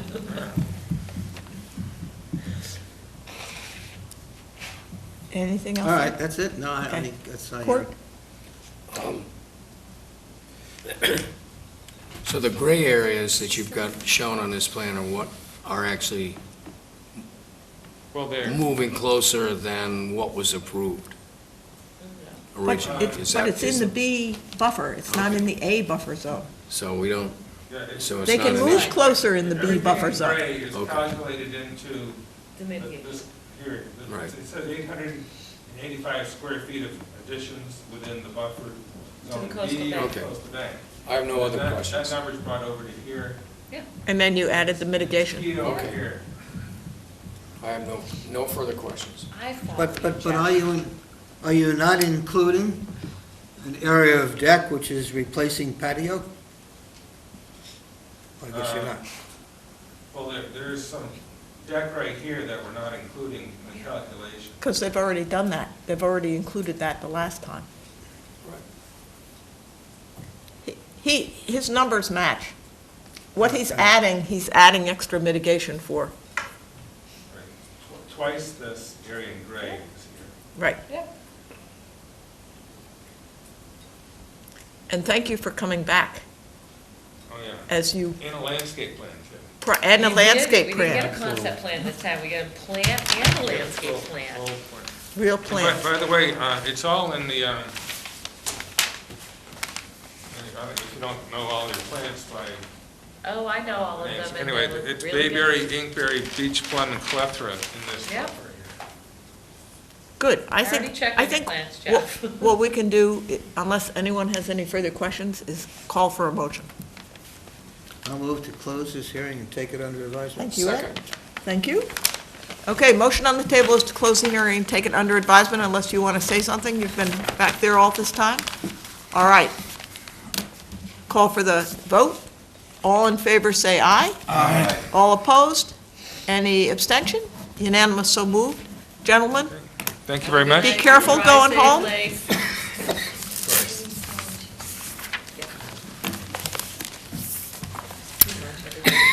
Okay, vote orders of conditions. Steve Haddad, 190 Associates Road, West Falmouth. Jen. Yes, you can go. Well, actually, I'm going to sign.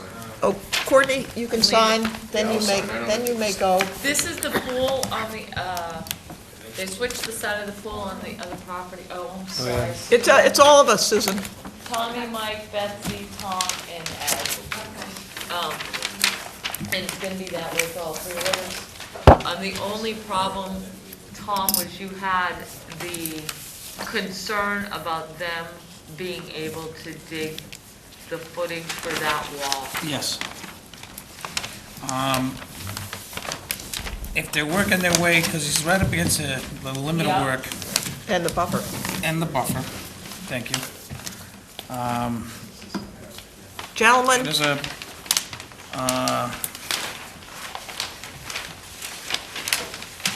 what is it, almost a 2.5 foot?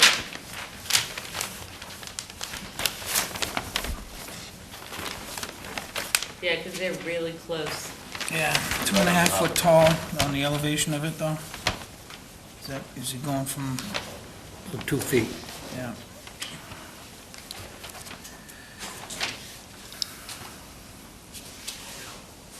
So you have to It was pull just- that wall back.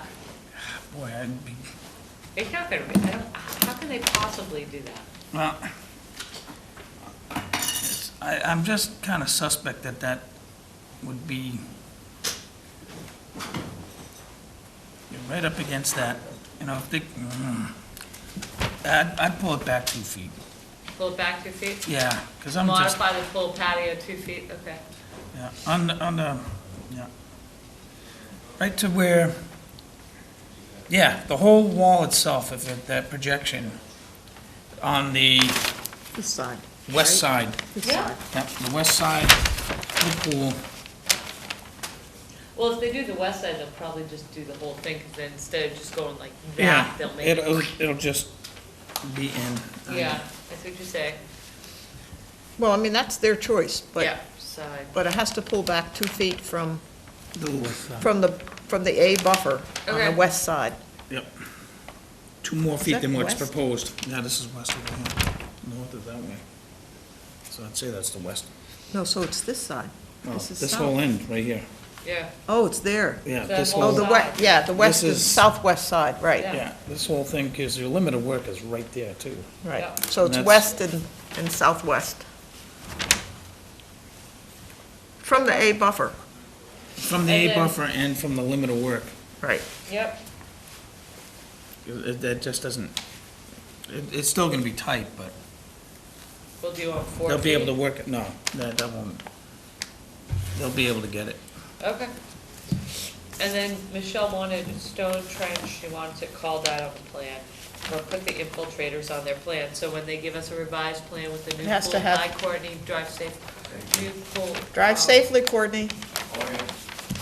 So we can have them put the stone trench, oh my God, I can't even write right now, stone. Just wait, just wait for this. Keep going. The rest of us want to drive safely home also. And infiltrator on the plan when they submit the revised plan for the pool. Mhm. And I believe those were the only issues, was Michelle's comments on that and Tom's concern with the, oh no, Mike, did you have a concern with those trees on that side? Is that you or Tom? That was me, Yeah. I don't know if you can, That's that on- tree is right on the cut. Yeah, I know which ones you are, yeah. You come straight down, where's that existing, right down the tree, right. On the neighbor's lot, right? Yeah, it's right on the property line from what I could see. Yeah. Okay, And I'm worried about the roots. protect root system. Okay. And that's where they want to put that wall. Yep. Yeah, that's Have to come almost in. at the termination of the wall. Okay. And pulling it back 2 feet won't, well, no, not really. No, that's on the other end No, of it. no, no. Okay. Okay, could I have a motion, please? Make a motion to accept the order as discussed. Second. Any further discussion? All in favor, say aye. Aye. All opposed? Any abstention? Unanimous, so moved. Rycon Group, Inc., care of Daniel and Deborah Shearer, 30 Chappaquoit Road, West Falmouth. Yes, Madam Chairman, I don't think there were any real special conditions that the commission discussed regarding this. It's a heavily treed lot. They were offering the appropriate mitigation. They were replacing some of the Although trees. Michelle did say that, trees for every 1,000 feet will make up for the removal of the trees, because they are removing Yeah. locusts. I think we said 2 or 3 trees. Okay. Okay. Okay. Motion? I'll make a motion to approve the project with the addition of the 3 trees, I think we said. Yeah, and it's As we all, discussed. gonna have your, plants have to be maintained, site has to be Right, cleaned, right. all of your standard special. Standard special. Second. Special ones. Okay, we have a motion and a second. You with us, Susan? I'm sorry, who's second? Right here, Mike. Okay, motion and a second on the table to approve as discussed. All in favor, say aye. Aye. All opposed? Any abstention? Unanimous, so moved. John and Judith Dowling, 106 Ransom Road. And that was, Humps McGrath, small modification of that project. Pulling back a down little on bit. Ransom Road, that's very easy. Shoot permit and. it May I have a doesn't really- motion, please? Yeah, I move to approve it with our usual standard conditions. yes, thank you, Ed. And- Second. And standard special conditions. Yep. We have a motion and a second on the table to approve as discussed. All in favor, say aye. Aye. All opposed? Any abstention? Unanimous, so moved. Who's going to make the big motion tonight? Move to adjourn. Second. All right, we have a motion and a second to adjourn. All in favor, say I've been motioning aye. all over the place here. All opposed? What's the vote? None opposed, all in favor, unanimous, so moved. Gentlemen, all be careful going